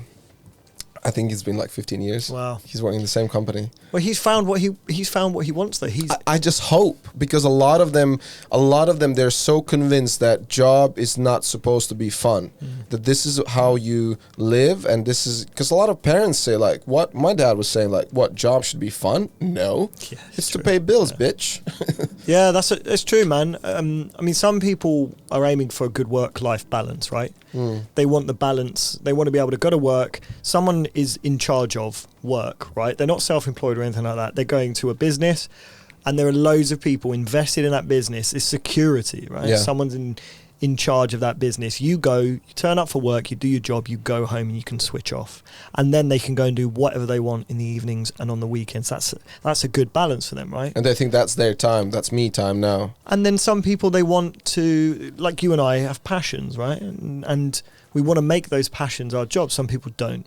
I think this is my, some people don't have those passions to chase. Right? So your friend who is in this company and has been for 15 years, I would hope, is making enough money and has enough free time to go and do things he really enjoys in the evenings and the weekends without needing to, chase them and make them into something else. And sure, but I think that is also connected with like our capability just to, instead of having that thing what we're passionate about and doing it, that it's not loud enough. Because I remember in school, I would be, if I hear that we're just sitting there really not doing anything and we're not using our brains or whatever, I would protest. I would be like, teacher, what is going on? Why are we doing this and not we doing that? And response from the teacher would be, well, that's how we've done for the last 30 years. Why would we change it? And I'm like, that doesn't make any fucking sense. No, it doesn't. But that's what's kind of fun about like trying to break the mold, though. Yeah. Be a pioneer and do something different. It's fun to then, all these rules that exist and people are following, you look at it and say, actually, I think I am looking for something different. And realizing that is so freeing. It's beautiful, man. Brilliant. Yeah. And so this picture is from a gig we played at Northcote Records. Look at your face. Yeah, Jesus Christ. There you go. It's in the zone. So look at the guy next to you. Yeah, there he is, Andy Skipper. And he's like, I don't remember. How do you play this one? So my good friend, when did you go down there? A really good friend of mine, Ollie, took this picture, and he's somebody that has had a lot of really interesting and different jobs, and at the moment, he's doing a lot of photography. He's a really talented photographer. And he also did the artwork for the latest single and the previous band single. He did the artwork for that. It's not what he trained in. We went to uni and we both studied English literature. And here we are doing music, graphic design, this kind of stuff. But that's for you to study English literature. That's actually amazing because for someone who writes, that's it's not like you study something totally when you're not really using it. Yeah, it's really common. It's really come like in handy. It definitely. And part of the reason the band is called the Steady Letters is like, because I love words, lyrics. That's my thing. That's what I latch onto first. It's just, it's really. We got the answer now. Steady Letters. There you go. Steady Letters. Yeah, exactly. One of your 5 greens. I like that. Yeah, I studied agriculture at uni, and now we're called the Steady Letters. You didn't? No, I didn't. No, you didn't. Oh, look at that face. There we are recording bass for one of the singles this year. Nice. I think that probably would have been The Blue, for which the music video you were playing earlier. I was so happy with that video. That video I'm so proud of. It's one of the best things I think I've ever done. I'm so excited to have been involved with it. The director, AJ, is somebody that I went and recorded through a friend. I went and recorded some piano for him for a short film. So I've done music for some short films. My favorite part is the opening where you're just jamming there. Who's that guy? That's something. Yeah, who's that mystery figure dancing in the park? What a madman! Yeah, there you go. That's it. Hey, there you look go. At you finally getting the muscles out. Oh well, Remember I said I play rugby? Oh my God! Look at this guy. Look at this guy. Isn't that Canary Wharf? That's where we did the commercial. It's Canary Wharf. With Mike Snow. Somehow, okay, so let me tell you the story of the video. So AJ, the director, thank you. No, wait, we need to stop. Go back a little bit. I know the bit you're looking for. There you go. There you go. That's the one. Beautiful. So AJ, the director, right, he basically, somebody put me in touch with him. Oh, it was Andy, my bassist, I think, put me in touch with him. He was looking for someone to help record music for a short film that he was doing. And I helped him record music and mix it for that short film. And I've done a couple of short films before, soundtracking and stuff. So I helped him with that, and then he heard The Blue, and he said, I really want to do a video for this song. And I was like, I'm not really planning on doing a video for this song. That wasn't my plan. It's going to cost a lot of money. It's a lot of energy and stuff. I'm not sure if that's really what I want to do. And he's like, man, please, you have to let me do a video for the song. And I was like, if something resonates with somebody that strongly, then that something good is going to come out of it. It speaks to them for whatever reason. And so they're not just going to be putting their energy and their time into it, but there's something inside of them emotionally that they're going to be passionate about. It's called gut feeling. Gut feeling, there you go. Baby. And his gut was telling him to do a video for this song. And I said, okay, let's do it. And we did it. And the actress, Sarah Rickman, she's actually the niece of, Alan Rickman? The actor. He played he played Snape in Harry Potter. Oh, wow. That's his niece. All right. And she was phenomenal. She did a really good job because it was just me, Sarah, and AJ running around London filming. This was like lockdown was like sort of part going still. I can't remember. And she was like fearless, man. She was getting up and dancing on stuff and swinging around and on her own in the tube. We were at one point, we're on the underground. We were in one carriage, filming her in the next carriage. So nobody had a clue that she was being filmed. And she was like swinging from the bars and dancing on her own in the next carriage. That's awesome. And me and AJ. People were probably like, oh, whether she's crazy or she's one of the TikTokers. Because TikTokers are everywhere now. True, yeah. But because we were in the next carriage, no one saw the camera. Yeah, no one saw the camera. So they must have thought she was a fucking lunatic. And we were in tears. We were in absolute hysterics. And we never even used it in the final video. Yeah. But she was so good, man. And, you know, AJ cut the whole thing in like a week and sent me the first draft. And I was like, man, this is so good. And I was just really pleased with how it all turned out. Everybody who's seen the video loves it. I love it. And it really, I think, captures the energy of lockdown as well, and of everything we were talking about being trapped in that place that you don't want to be. It's like if you go back to the start of the video, you know, really the story that we were talking about, that person stuck in the grind is her. She's that person, you know. And she's wearing a mask and everything. Yeah, and then it's like Canary Wharf. For someone who doesn't know Canary Wharf, it's like a ghost town. It's like a place without a soul. Someone actually was comparing it with what's the name of the country? North Korea. No, not that bad. Singapore. Someone was comparing it with Singapore. Saying because Singapore is just so kind of a PC, like clean, and it doesn't have a soul, doesn't, you know. And that is the thing, like when you go to Amsterdam, you just kind of feel like, oh my god, like this has a story, or that has a story. I mean, this red light district has a story. You need to go check it out yourself. This definitely, I mean, Canary Wharf feels like that for sure. It's super corporate. In fact, something else I forgot. I worked in that building that was just on screen. Really? I was processing memberships for the Medical Defence Union in the building that they pan up to at the start of the video, unplanned. Wow. This was AJ's plan. I didn't know that he wanted to film there, and that ended up in the video. So, you know, this character, like Sarah, I'm this person, you know, I could so relate to this. And we went to Canary Wharf and we just started filming, and it was really like shotgun guerrilla like filmmaking. We had no permits, nobody knew what we were doing. We had already been kicked out of a couple of tube stations. We got kicked out of Victoria Station, and we went to Canary Wharf and just started filming, and basically until security turned up. And even when they turned up, I was like, oh, it's I said something like, yes, we're students. It's for a student film. It's for my masters, which it wasn't. And they were like, okay, well, just as long as you're not going to use it, you know, for like commercially or whatever. And I was like, you can easily say like it's for my TikTok. No, they're going to be fine. Yeah. So we managed to, you know, film like all this awesome footage. Loads of people don't get a chance to get. And I'm so pleased with how it turned out, man. We're planning another music video soon, and hopefully it'll hit. Filmed at Clapham Junction. And that's the third segment. Nice. Blame YouTube. That's the song Timon and Pumbaa. They were singing it. Da da da da da, philosophy, Hakuna Matata. And I just said, blame YouTube. Oh yeah. Da da da da da. It's a strong melody. There you go. What do you think about do you agree that all the songs are written with 4 or 5 chords? Is that true? I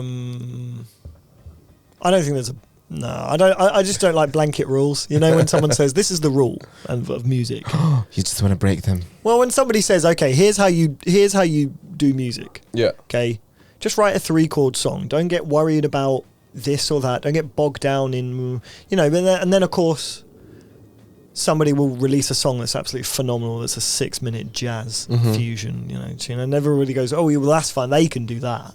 That's fine. But you should. You know, here are the rules you need to follow. Yeah.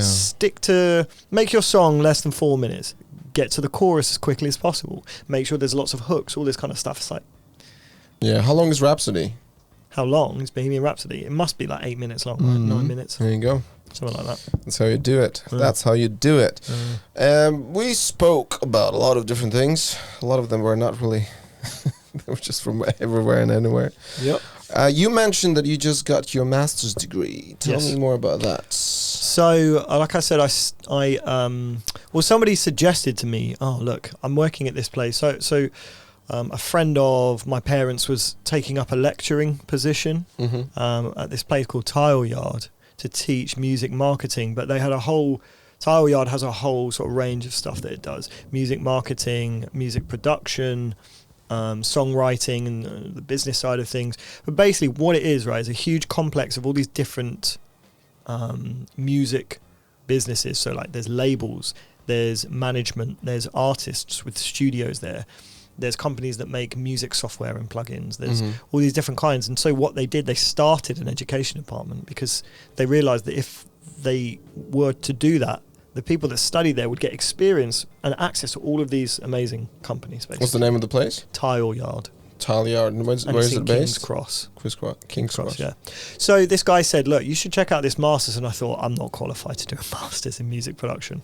So that's ridiculous. My undergrad was in English literature. I taught myself how to produce in my bedroom off of YouTube. And I didn't have that much experience at the time. And I thought, this is a silly idea. I shouldn't apply. But he'd already planted the seed in my head of an idea. And slowly it kind of took over. And I thought, maybe this is that thing that I keep saying I want. I just want an opportunity to do something different. And yet I wasn't taking action. And that popped up and I was like, okay, fuck it. This is the one. Like, I'm going to apply for this course. And if they accept me, then let's go. Let's all go. And so I sent them a portfolio of work. They accepted me onto the masters. Just had to secure some funding, which I did with like a student loan. And then that was it. I was off basically. And my production journey felt like it had properly started. And so from that point, I had a year of some of the best experiences ever. Some of the best music I've made, some of the best tracks I've mixed and produced have all been since I started that master's course. It had such a profound impact on me, I can't even tell you. Was it 2 years? It was 1 year. 1 year? Yeah, full time. So I was also playing gigs around it to like keep paying the rent and stuff like that. And I also do as a part-time, going back to that thing about having a million different jobs. And when you're a creative, 2 days a week Dog walker. No. Man, Massage. That would be great. I would love to be a dog massager. So basically, what it is that I do. My dog doesn't look like it's massaged well enough. I want my money back. Look at this dog. It's completely untouched. So basically, can you pull your mic a little bit lower so I can see your face in that? Yeah. So your face is hidden. Yeah, too close. Don't go too close. Sorry. You don't have to lick it. Sorry. One fist. Fist distance. This is what they said when I was dog walking as well. So basically, oh shit, what was that? Oh yeah, part time. I also do live sports production and a little bit of directing, not much, but I'm involved in live football production. Oh, okay. So I sit in an office and I basically mix all the graphics and do the replays for live football. Cool. So I do that twice a week, and I was doing that and live music to keep going. So that's video mainly? That's video, yeah. Just, I did the training, it worked out well. It was a friend of mine, Mike, that I went to uni with. They were looking for operators, and he said, you should come and do the training. You'd be, What is the software you guys use for? It's very, very bespoke. It's called Simply Live. It's extremely intricate, tailored to that job. Okay. I started on just like one camera games, just like very low league games, and now I'm actually doing. I have a director next to me, and there's 4 cameras, and I'm doing the operations. Which is awesome because you can use that knowledge in the future. Really cool, man. For your audience, for your videos. I never thought I'd be doing that. So it's really awesome. And so I've been doing that for a couple of years, and live music, and that's been helping me, and that helped me get through uni and get through my masters. And so I was spending my days in King's Cross studying. Writing, they put you on these songwriting camps day 1, first week of the course. You get thrown into a room with like 2 other people, and they say, okay, here's the deal, we're going to give you a brief for a song, we want you to sit down and write it together, and you go. So they say, we want you to make a pop song that's got a kind of, maybe an Ed Sheeran vibe or a Dua Lipa vibe or something like that. Try and incorporate this kind of theme, and they'll set you these sort of, challenges or briefs, and you sit and write. And from the very start, the very first day of the course, I wrote one of my favourite songs that I've written. I haven't released it yet. Wow. I've got it, and it's really good. And that happened day one. And then it was just a string of hits from there. And slowly, this feeling of, why am I doing this master's course? Or when I heard about the course, this course is not for me. I'm not a producer. I make music, but I'm not a producer. Slowly, that feeling started to go away because I had more and more great experiences doing that course, writing music, producing music. My grades, eventually, at one point, my grades were, really sky high. When I sat down for an assessment with one of my tutors, he was like, you got nothing to worry about. Okay, stop worrying. At the moment, production-wise, you're top of the class, so you can relax. And that helped me to. So why do you think you had that feeling of you thought that you're not going to be good enough, or that you, why did you have that insecurity about that you can actually, especially something what you're so passionate about? I know. That doesn't make much sense, does it? I didn't feel qualified as a producer. I mean, like I said, I taught myself, and a lot of these guys had studied music. But aren't those the best producers, though? Well, I hope the ones so. who learn by themselves. That's the thing. If when I studied business in university, and it would be ridiculous to think about that someone who read in the books and these old school rules, whatever, which are really outdated, to be honest, and then to compare it to someone who's actually working for the last 5-10 years, working in the industry, knows all the marketing's ins and outs and all the rules what are actually happen.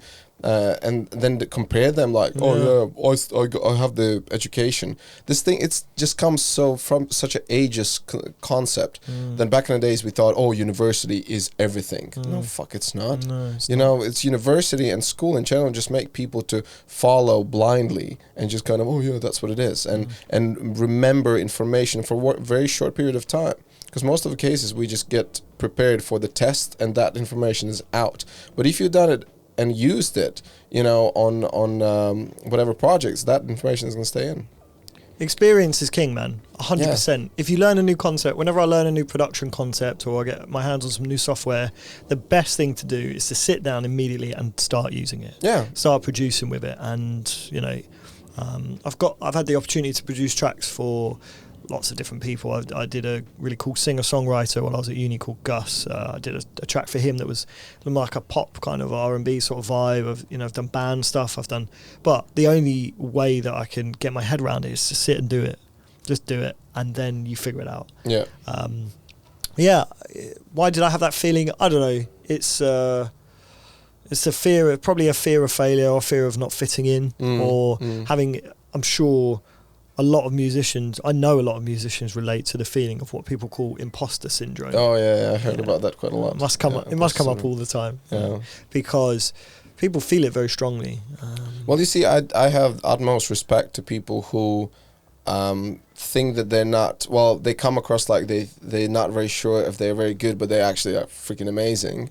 Versus what I found in the UK quite a lot is the fake it till you make it, especially in the film industry. Someone who is shit in acting or in stunts and just goes there like he's the best or she's the best of the best, and then when they get to perform and you just what just happened? What is that?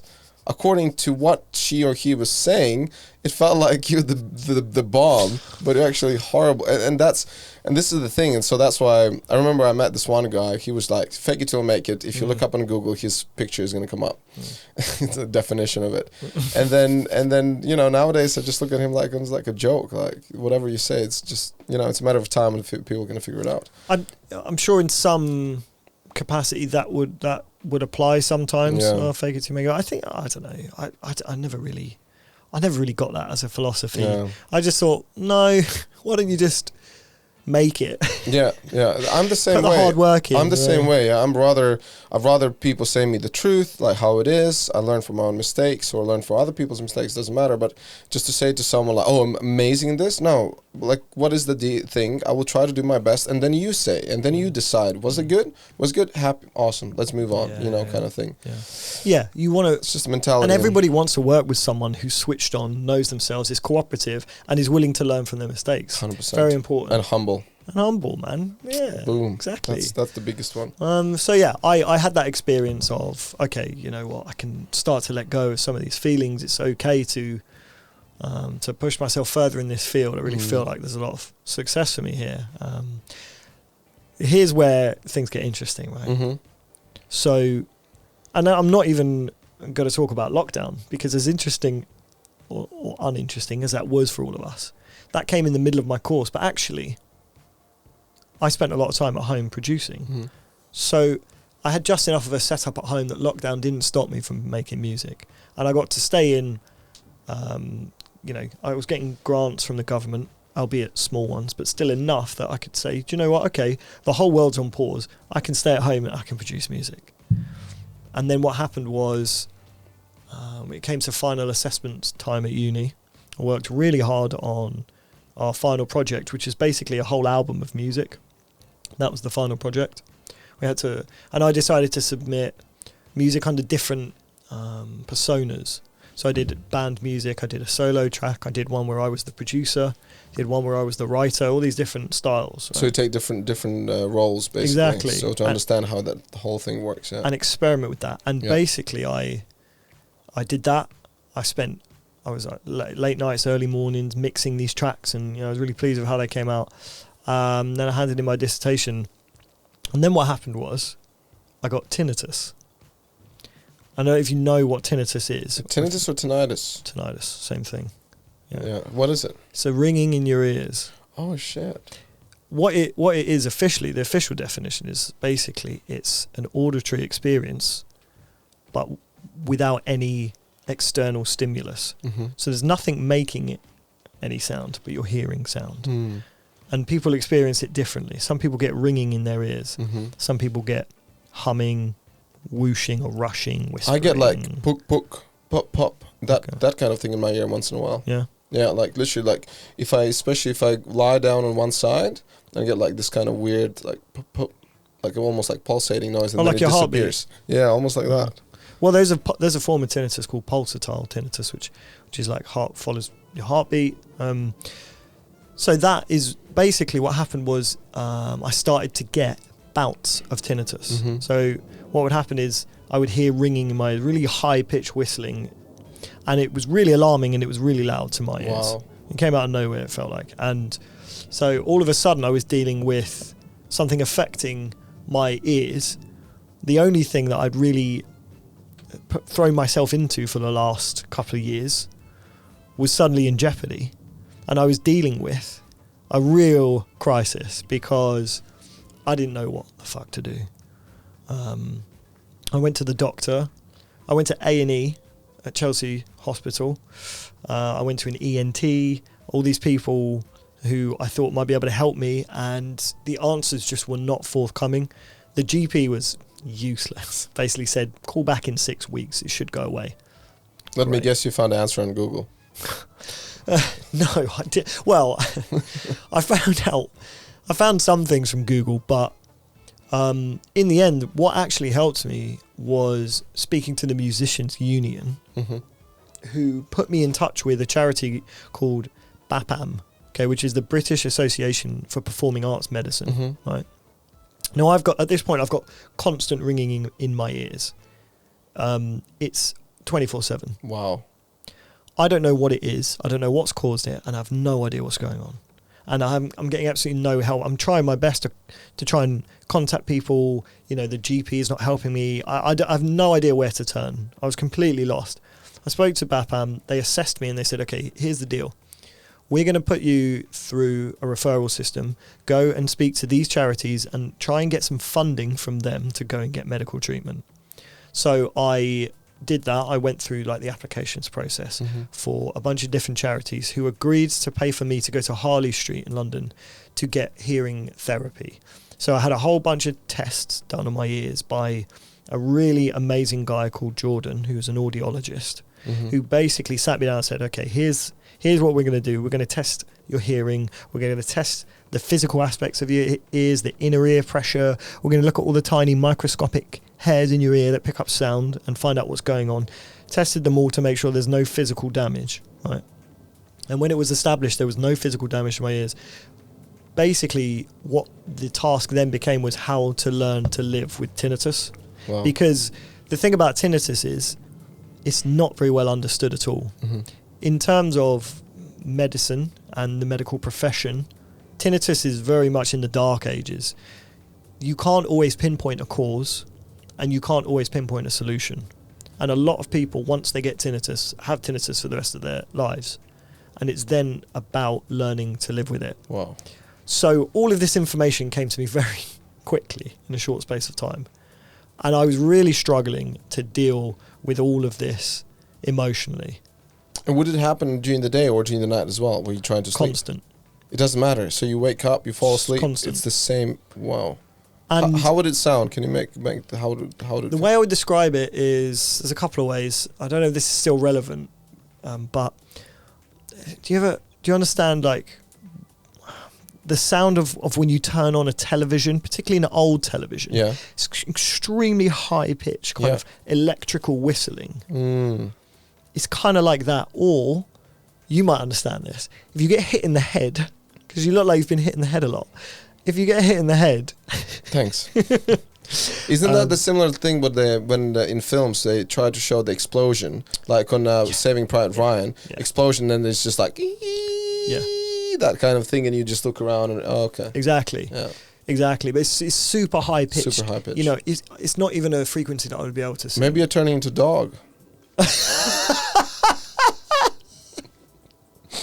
And you have a horrible neighbor who just whistles all the time. That whistle. I can't believe I went through all of this. And I'm telling you what trauma, happened.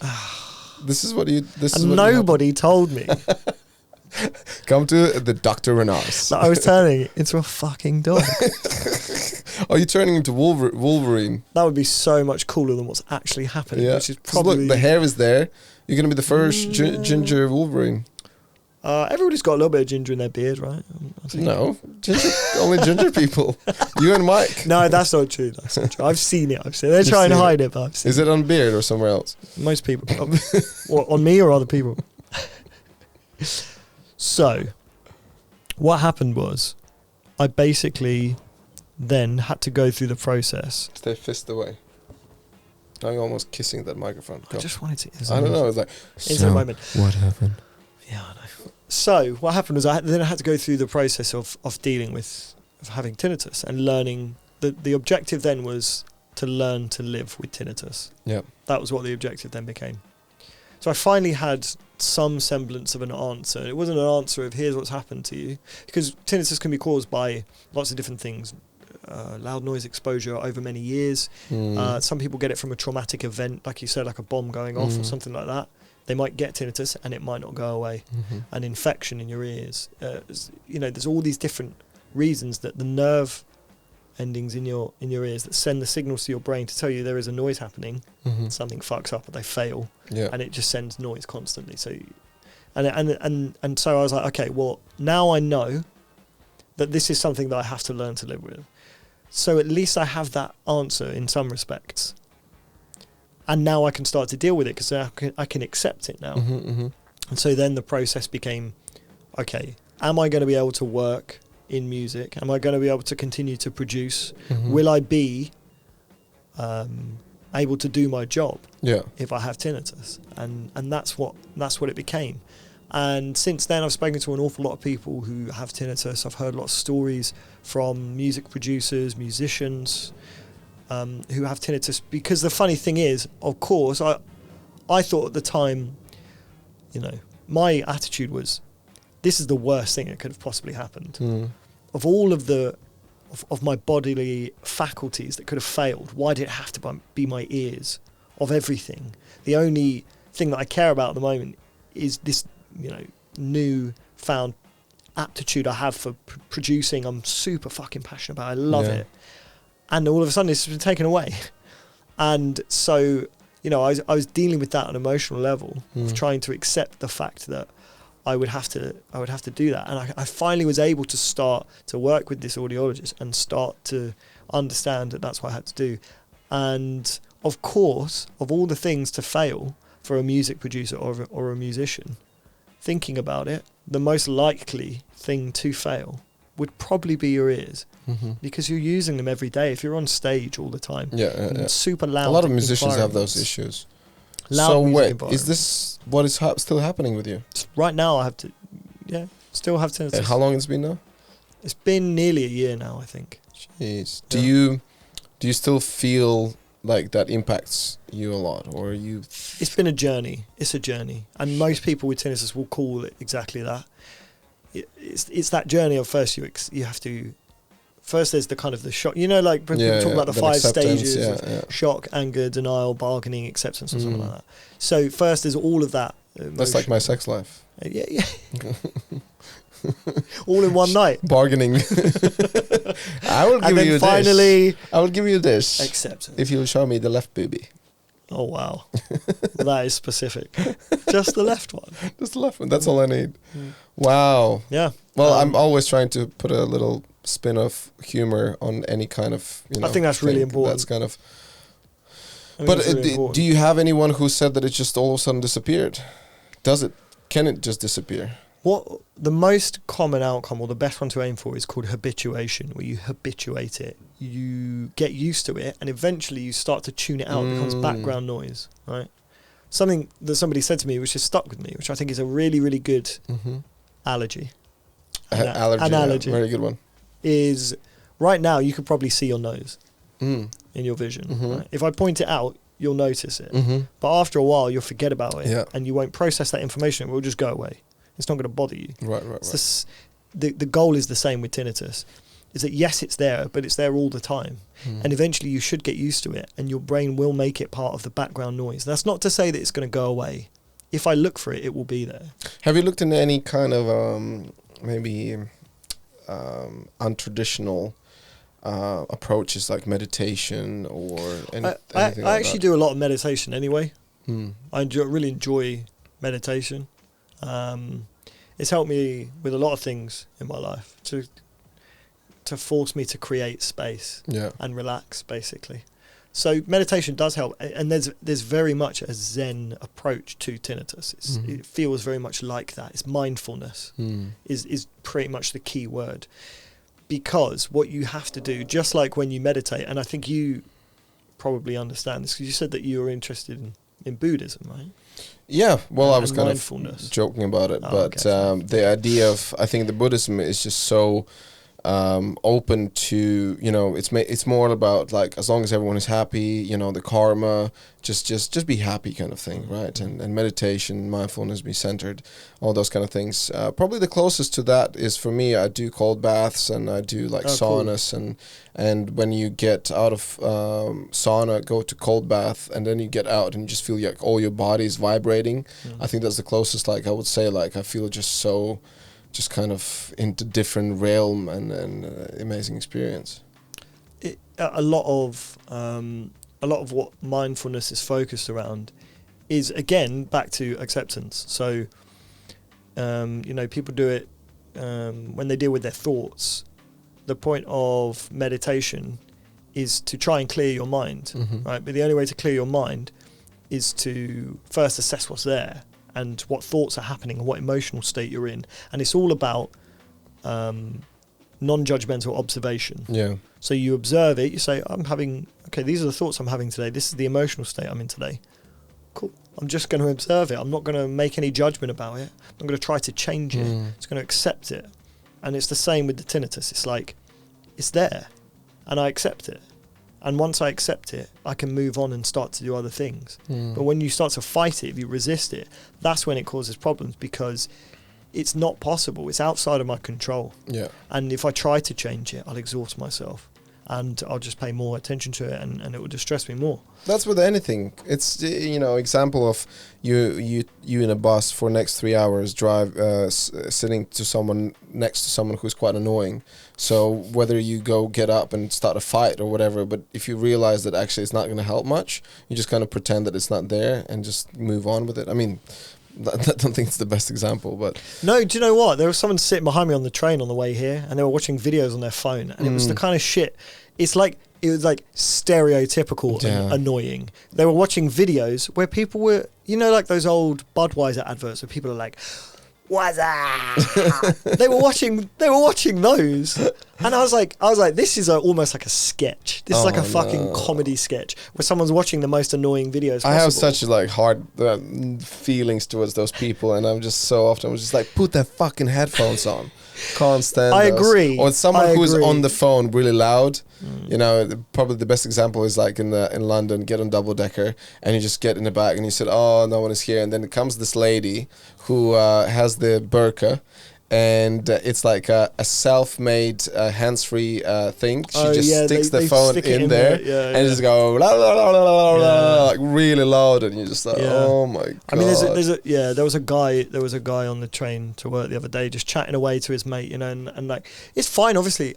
But it used to bug me a lot, Hello mate, yeah, I'm on the train. Yeah, you are on the train. Put your fucking phone away. Just shut the fuck up. In some countries, they're super sensible and stuff about and strict. In Norway, I remember when we got train from the airport to Oslo, I remember I was just literally had like a really small conversation with my mate, and straight away this Norwegian lady, she just looks at me and she points on the sign.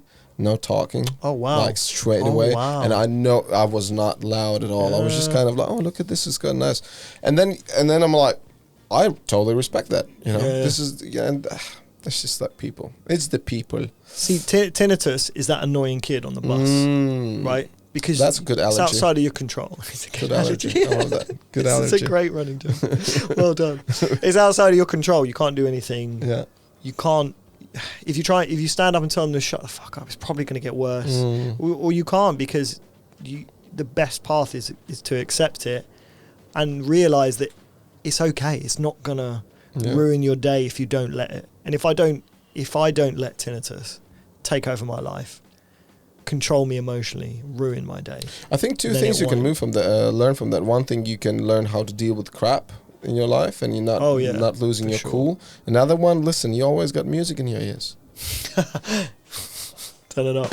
I thought you were going to put music on. It's true though, you're right. Can you imagine if you would have this in your ears all day? Some people hear music really as tinnitus. Particularly the hard of hearing, or people who are going deaf will start to hear music. Oh shit! Yeah. They go, "Move, bitch! Get out of the way, exactly. Bitch!" Yeah. Can you imagine? Shit! Listen, it's the fourth segment, and we're gonna do just one more little one, and then we're gonna be done. Oh, right, my feet are getting cold. So those who don't know, it's freezing outside, but we are covered in these warm blankets. We have a heater here. It's all right. And Joe is wearing like army boots, so he's all right. Oh, these are new. I love them. Awesome. Hard to justify being. I think also like nowadays it's just so. Have you noticed how crazy it's about Google? Like you're on a date, whatever. Oh, what's that film? Yeah. Back in the days, there's no way you can find out. You have to go and watch a film, whatever. But now you just Google it quickly. It's a fine balance to have, because it's like you can learn anything instantly, which is phenomenal, which is an amazing gift. Yeah. But then also, if you spend all your time looking stuff up on the phone, it's just a bit of shit. Yeah, that's true. That's true. You lose that. The reality of the mystery of things. Also, the reality of, or the truth of your intelligence is kind of out there. If you get stuck somewhere without internet and phones and shit, true. You're like, oh, you're actually fucking dumb. It's just artificial intelligence. Here you go. So this is going to be our segment number 5. Jesus Christ, like keeping count. That's so many. Let's go through some books and films pretty quick, because let's do it. Let's wrap this up. Round. So the books, you said Moby Dick, Life of Pi, How Music Works. And How Music Works, I got the audio version of it, and I was listening to it, and I was falling asleep. Okay, Fuck me, that was boring. Or maybe it's just the narrator, the guy who was, speaking about it. But it basically just tells a lot about the music industry. It's about the history, how music started becoming a music, and like cassettes and like vinyls and all how they're recording it. So how for you, what did you learn from it, man? Is it so David Byrne, the guy who wrote it, is is part sort of music history, catalogue, whatever, and part autobiography. He's the lead singer of Talking Heads. Yeah. If you know Talking Heads, the band. I love the fact that he goes into all the different sort of, okay, let's talk about, what types of music developed in the 20th century, in the 21st century, and why. Because it's cool to look at. It's called musicology, a lot of people call it. It's like the study of music in general. Yeah. It's like, where's it been? Where's it going? Why do we have opera houses? Why do we have churches where people sing in choirs? Yeah. What does it do for us acoustically? Actual physical designs that help you to hear the music better, that kind of thing. Because it was interesting. Like opera, for example, the reason why they were singing like that is because there were no microphones at the time. There was nothing what would increase the sound of you. But how did it happen that it's still opera considered to be a big deal and people listen and enjoy it? Do you like opera? I've been to opera. I wouldn't say that it's my favourite thing. I wouldn't choose it over other activities. I used to think that it's a fake singing the way they do it. I used to think it's like really they just over exaggerate it, but is it? I mean, there's a lot of technical skill to it, a lot of but again, it's just like that thing we were saying. It's different music for different people. Yeah, different strokes for different folks. Yeah, you go to opera. Well, I don't go to opera, but I'm sure some people go to opera to feel the pomp and circumstance of it and feel some emotional, and it's really over the top and it gets them going. Some people, they listen to Snoop Dogg instead, and that gets them going. I mean, I don't know. I've seen opera a couple of times. I can appreciate it, but I don't love it. It's not, But anyway, David Byrne he's a really interesting guy. He's in a great band. He's really weird. They're really weird, quirky band that were very successful. And it's just cool to hear his story about the music industry. And so it moves on from all of the kind of study of music to his actual life and experience in the band. And, they're not my favourite band in the world, but I do enjoy them. And I just think he's fascinating. I think also it was cool that they described certain insights. I think one of the ones I liked when he was saying that now even the sound of a ringtone is considered to be someone's intellectual property. So someone came up with that idea, and then someone should make actually some kind of money out of it because it was their idea, which is great. Instead of like, as you said before, it has to be song 3 minutes long, 4 minutes long. Who decides how long is the song? Yeah. And then also like when they do the featuring or not featuring or make a mix, and then the one who owns the original takes some money out of it, which is awesome. So again, intellectual property. Yeah, exactly. It's the sampling of music and how that's become more and more important and more prevalent, and people do it more, and now it's accepted, but people always steal. Great art is theft, right? People steal. Like Russia, China, they do that all the fucking time. It's insane. But no one's original. Yeah. Okay, everybody is borrowing from someone else. It's just whether you've heard of that reference or not, Yeah. I mean, like film. We're going to talk about films. We could talk about Tarantino. All of his influences are there to be seen, but they're not as popular as some others. He's got really strong influences that he can reference in a heartbeat. But you and I wouldn't know about blaxploitation movies of the 1970s. Yeah. What matters is that you're inspired by something. Doesn't matter what it is. One of his examples, what I thought was like taking that tune and creating. I don't know what was the deal, how much money made the original ones, but Lambada. Do you remember that tune? That's the one. And Lopez, she took it. And then she took her music on top of it. And just to me, in the first time when I heard it, I was just like, just shit. And I don't know. But obviously, hopefully, the original guys got the money and stuff like that. There's a lot of good rap music that does the same. That's true. Yeah. Like Dr. Dre, some of his cuts are infamous. If you've ever seen the documentary that they did about Dre and NWA. I was actually wanting to talk about that. Defiant ones. Yeah. So, you know, like hip-hop's all about sampling. You can go back and listen to the old samples that inspired Dre, that Dre took and made into Eminem tracks, like My Name Is. There's a Labby Cipher song, which is an amazing song. And I never knew that it was the original sample. And as soon as I heard it, I was like, this is blowing my mind. Or Daft Punk, you go back and listen to the original samples, and it's amazing. They've lifted the whole thing, man. And so, it, you know, it's always going to happen. And it leads to good music, and there's nothing wrong with it, you know. So actually, it's about learning how to do it, and learn how to do it well, and making sure everybody's cool. So for those who want to understand more about music and history and all sorts of stuff, read this book. It's freaking awesome. There you go. And then the other one, Moby Dick. I mean, I've seen the film with Hemsworth was playing it, but it's Chris Hemsworth. They did type of a Moby Dick concept. Oh, didn't they do? Is it The Heart of the Sea? Is that what it's called? I don't really know. so. I mean, Moby Dick. Okay, so the reason I chose Moby Dick is like one of the few times that I've really forced myself to sit down and read what is considered to be like one of the classics, all-time classics of literature. And I read it and I was like, this is insane. I can barely understand the language. It's considered to be the first great American novel, right?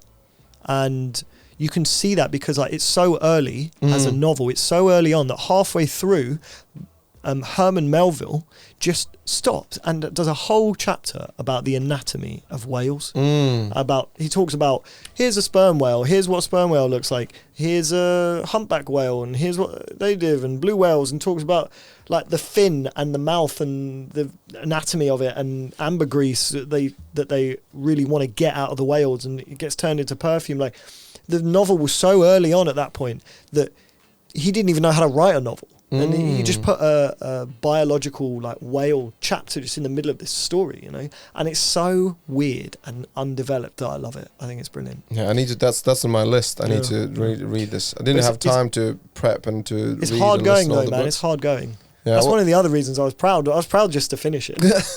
So good luck.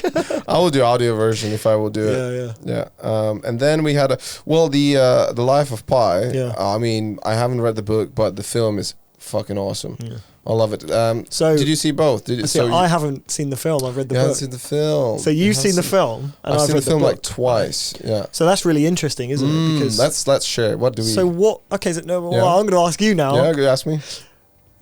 How did the film make you feel? I felt like it was just a fantastic story, like the storytelling of what happened with this boy, and then also like they were not really sure how much of it was truth, because the boy was, you know, hallucinating, seeing all sorts of shit because he was just like dying, and there's without water and with this crazy tiger on a thing, and then. Because at the end of the film, it looked like, was the tiger actually real? Was it something what he imagined? And then he also figured out without tiger, he wouldn't survive because the tiger kept him alive. That's cool. In a way, like all the time on his toes. I thought just the way it was told and described, it was very colorful, very interesting, and fun. That's really good, because honestly, some of the reasons that it's one of my favorite books is it's all of those things. It's colorful, interesting, it's fun, it's also terrifying, it's bizarre and like weird, and also and at the end it draws into question the entire the validity of the whole story, and you know how like how much it matters who's telling the story, and are they believable, and is this, you know, is it real, is it fake? You know, the language is beautiful, the setting's great. I remember specifically all of the way that, for example, Jan Martel, right, I think Canadian writer, talks about all of the weird ways, I think, in which some of the people in India at the start of the story speak, the turns of phrases that they use that they've learned from the British, for example. How interesting it is to, you know, like post-colonialism. Okay, you've learned these phrases, you make them into your own, and what you end up is a weird hybrid of language where they're speaking in half kind of Indian, half English sort of dialect, and dropping in, you know, words from both languages. All that stuff, everything, it just makes for such a... Just so you guys know, we're under attack. Helicopters are literally flying around. World War III? I don't know. It's like a question mark. Is it time? Is it time? Yeah, it is. Okay. All right, let's World War III? Yeah. All right, let's go. So yeah, there you go. Those are the things. Those are the reasons I love it. I just remember the beginning of the film because kids were making fun of him of his name because they said it's a P, piscine. That's the one. Yeah, and then he said P-I instead of piscine. Well, how did he say that? I can't remember. All I remember is that his name is Piscine. I think Molita Patel. So and piscine is French for swimming pool. Yeah, that's because his uncle or his dad. Yeah, but also something like pools. the piscine sounded like it's a P or something. So the kids made fun of him. I mean, his name's Pissing basically. Pissing, so I guess that's why they made fun of him. But yeah, that's just the whole thing is so bizarre. Yeah. I just love it. I love how he's drawn all these weird ideas together into what is an incredible book. So. A friend of mine who I actually worked with him in Egypt last year on this job where we still haven't had paid yet for. Egyptians don't want to pay money, apparently. It's one of the biggest films for them in Egypt. They literally copied the fight when they fight in Colosseum. With Gladiator. Yeah. So literally copied the fucking thing. So I was part of the crew. We did all the fighting stuff, and they just did the Egyptian version of it. And what I would say, I'm losing my thread of thought. Was there a tiger? There was a tiger. Was it? I already forgot. Oh, okay. Fine. There was no tiger. Okay, I think we just move on to the next shit. Films. You chose films. Let's talk films. Seven Samurai. Nope, haven't seen it. The Godfather. Haven't seen that. Dark Knight. There was. I'm a Batman. That's so funny. That's the first thing we both went to do immediately. He was the first actor who was like, thought I need to put that different sound. To put a real fake voice, real fake Christian Bale, right? Christian Bale. Who, by the way, is one of the greatest actors. The coolest dude alive ever. And maybe one of the greatest actors ever. Yeah. And I remember them when he got like really, really skinny. What was that film before? Machinist. Yeah, Machinist. And what was his diet? A can of tuna and a pickle or something like that. And he went from that to Batman. And I think I heard, this is like an anecdotal story, I think that when he went to do Batman, he had to put on the weight so quickly. He was microwaving ice cream pots and drinking them just to try and get that weight on. Apparently turned up on set and Christopher Nolan was like, dude, you're overweight. Yeah. You're fat, man. You need to go and You're not a Batman, you're a fat man. I'm a fat man. I'm fat man. But listen, cool, what, the props to Tom Hardy. Oh, well, he was in that one? It's not Bane. In The Dark Knight Rises, yeah. Oh, Dark Knight Rises. But in Dark Knight, it was Joker. Who was Joker? He wasn't Joker. He was the... No. He wasn't Joker. Heath Ledger. Was the Joker. Okay. Heath Ledger was Joker in Dark Knight. I mean, okay, so those films, dude, it was so hard to pick 3 films. Holy shit, man. No, the reason why I want to talk about Bane was because that there's this meme going around on Instagram, which stole the idea from TikTok. There's it goes, you were I was born in the dark. Yeah, you were just introduced or something. You said you were just in the dark, but I was born in the dark. I was born in it, molded in it. Yeah. Sorry, wrong film. So basically, yeah. I mean, I could have picked any number of about 100 films because I love film. Seven Samurai I watched over lockdown. That's like the first action movie ever made. Basically. Yeah, 1954. Japanese, subtitles, black and white. Most people would probably hate it, but I fucking loved it. And then The Godfather, I had to pick it. I had to. And I have to admit, or when you confess, you read my mind, man. Yeah, I can see it from here. From my very confused Eastern European face. What is that word I'm looking for? Confess. I haven't seen it. The Godfather. I haven't seen it, but I'm a huge fan of the. Is it Good Guys? Oh, Goodfellas. Goodfellas. You like gangster movies? Oh my god, that Goodfellas is insane. What are you doing tonight? Watching Godfather? Yeah. Well, the thing is, what I need to say to my future guests: pick the film, but it has to be on Netflix. because that's the only place I do watch films from.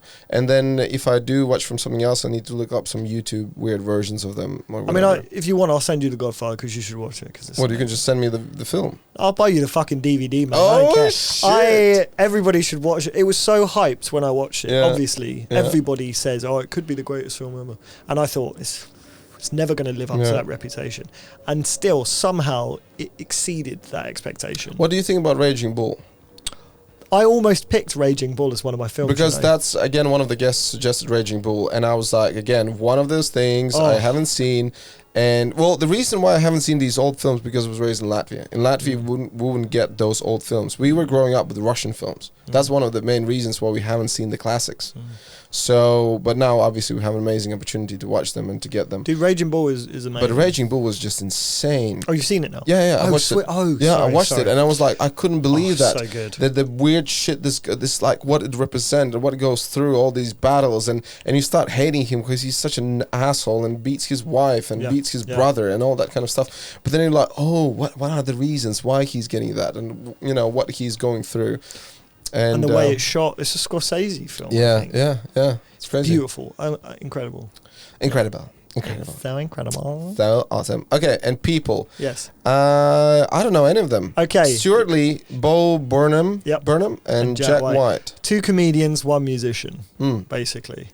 Stuart Lee is my favourite comedian. Extremely sarcastic.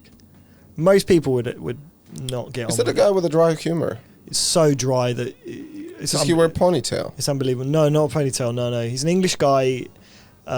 He's had like BBC shows. He's done all kinds of stuff. He is honestly one of the funniest bastards I've ever seen in my life. And I do comedy, and I don't know the guy. That's not good. It's so, but dude, it's so. When I say it's dry, I don't think you're prepared. Super dry. Imagine the driest. Is that where the brand comes? The super dry. Yeah. He's like their ambassador. Okay, imagine the driest British humour possible. It's drier than that. Okay, It's drier than that. But I love it, and I went to see him live, and I've got tickets to see him again when we're allowed to go and see stuff again. And honestly, I think he's so funny, so clever. Awesome. And then we have Bo Burnham. Bo Burnham is a comedian. It's okay. It's getting late. If I would have a producer that fired. Yeah, true. Get someone who can speak English. Well, it's good that you don't have a producer. Bo Burnham is. Do you want to be my producer? Not right now. You have a master's degree. Burnham. You'd be like, Bo Burnham. No. You know how I said it. And now, Bo Burnham? Yes? I'll be like, yeah, fine. You said it. At least it's got 2 B's in the right place. Bibi. So Bo Burnham is a comedian and musician, and he did a Netflix special over lockdown called Inside, which has absolutely taken the whole internet by storm. And pretty sure I've seen him. It's hilarious. He's brilliant. Really, really funny. The songs from that special are brilliant. The whole thing is like a man having a breakdown on camera, but it's so expertly crafted and written, and it's brilliant. Yeah, I'm not sure. Very, very, very super talented guy. Like he's a really good musician and singer, a good comedian. He's directed movies. He's very, very. I was just, for some reason, I was staring at these eyes, and like I think he's a little bit like one eye is like looking somewhere else, like what they call the cross. Yeah, looking at. Yeah. Well, that's what you need to be cutting edge. Yeah, it's like one eye looking up into the distance at all times. Yeah, but I just remembered because I watched the brainstorm I was talking about the band. Yeah. So they were interviewing people who were queuing for the concert, and they're like, some of them were like speaking Latvian. This one brown dude's like, yeah, brainstorm's the best band, and you can see like he hooked up with Latvian chick, and it's like. Cool. It's like, oh yeah, of course you think it's the best band. And then there was one girl, she was so cross-eyed, like, and she was saying something in the screen. She's like, like literally, I couldn't like, where is she looking? Like Jamie Foxx earlier, like showed me earlier. Pretty much. I think cross eyes really speak to you. Yeah, that's and Jack White. Jack White, lead singer of the White Stripes. Down. Oh yeah, how do I not know that? That's why I do this podcast. I learn things. He's an amazing guitarist, singer, songwriter. Like his songwriting's phenomenal. You should get some ideas for the style. Do you reckon? Yeah. What is the craziest style you ever had? Have you had like what's the craziest style you ever had? Nah. Get a blue beard. Yeah, I should give it a go sometime. Yeah, I could be a stylist. You could be a I would love to producer. try. I could be a stylist. Let's do it. Yeah. I would love to try some weird shit, like dye my hair blonde and Like shave that my would be beard so good on you. Yeah. Look at this. I had. Look. I mean, it's a strong look. But he's so inspirational. He's such a hard-working dude. Yeah. Like really hard-working, like the hardest working man in rock and roll. Oh shit! And Look he's at been writing. this. He's been writing like rock and blues for years. That's what I'm talking about. Dude, that is a strong I look. dare you to do this for your next music video. Absolutely. You can not. hire me as a stunt performer. I work for free if you're gonna wear that. Okay, I'll put that in the. Yeah. Next put next that in video the has to be mixer. something about fighting and stuff. Well, it might just be. Yeah, me and Mike Snow. It's funny you say that. What? It's gonna be action music video? Well, oh my god. Oh my god. What an amazing coincidence. What is going on? The next music video might well just be something to do with fighting, but I'm not going to say too much. But you know, I'm already thinking it would be amazing. Okay, so to talking work about music with. videos and me working on music videos, here's a KSI music video. Very popular British Oh, I know KSI. rapper. Yeah, he started off playing FIFA on YouTube. Yeah. And now he's a boxer and rapper, which is the normal career progression. Yeah, and so I'm one of these, and like No way. you're gonna Which one see are me you? now. I'll guess which one you are. No, this. Okay. I'll guess. Yes. That's definitely not you. No, that's not you. Too much. Oh. I don't think that's you. That might be you. That's me. Ah, yes, Look, of course. That's one of the coolest shots. Look at the classic whoosh. flying punch. That's called the Superman punch. And I'm like 3 heads shorter than him, Cool, and I man. do the fight with him. Classic. And then they had an actor coming in and doing the close. Oh, I was going to face say, swap. those aren't your eyebrows. No. Yeah. Ah, sick, man. Yeah, so that was the music video, and we had a lot of fun. Okay, well, now that I know that you're qualified. And look at the ending, like he's gonna be kicking me, and I'm gonna be flying. Oh, you did a Right. proper full-on fight with him. That's good. Yeah, Bush. Look at that. You sent it. But that's nothing. Look, watch. And we originally they set me on fire, but because it was too crazy for the label, so they changed it, and I'm just flying in a wall. He's gonna kick me. Look, Bush. I want to see you getting set on fire. Like, can you send me that? So cool. Send it to me. Well, you heard it here first. Mike and RENARS are going to be in the next Steady Letters music video. Sure. Yeah. I get 2 options. Whether no, you know what? I always dreamt about doing a fight while I'm in drag. We already have the video idea. I want to be in a drag and I do a massive fight. And the idea is that someone comes over to me and thinks like, oh, because I'm in drag, so they can fuck around with me. And I go on. And I do all like Scorpion, get over here. And just beat the shit out of Mortal them. Kombat style. Yeah, and I would love to do a fight in high heels. Just to know how it feels. I'm not sure I can offer you that opportunity. I'll just bring my own. Oh, okay, fine. Oh, in that case, fine. Yeah, cool. Yeah, man. Oh, I think that's a great idea, though. It's just not for me. Oh, we didn't record that. No, I know. Can you do it again? I love it. Listen, 2 hours of... I think it was fun. We talked I about had a so great many cool time, things. man. This is awesome.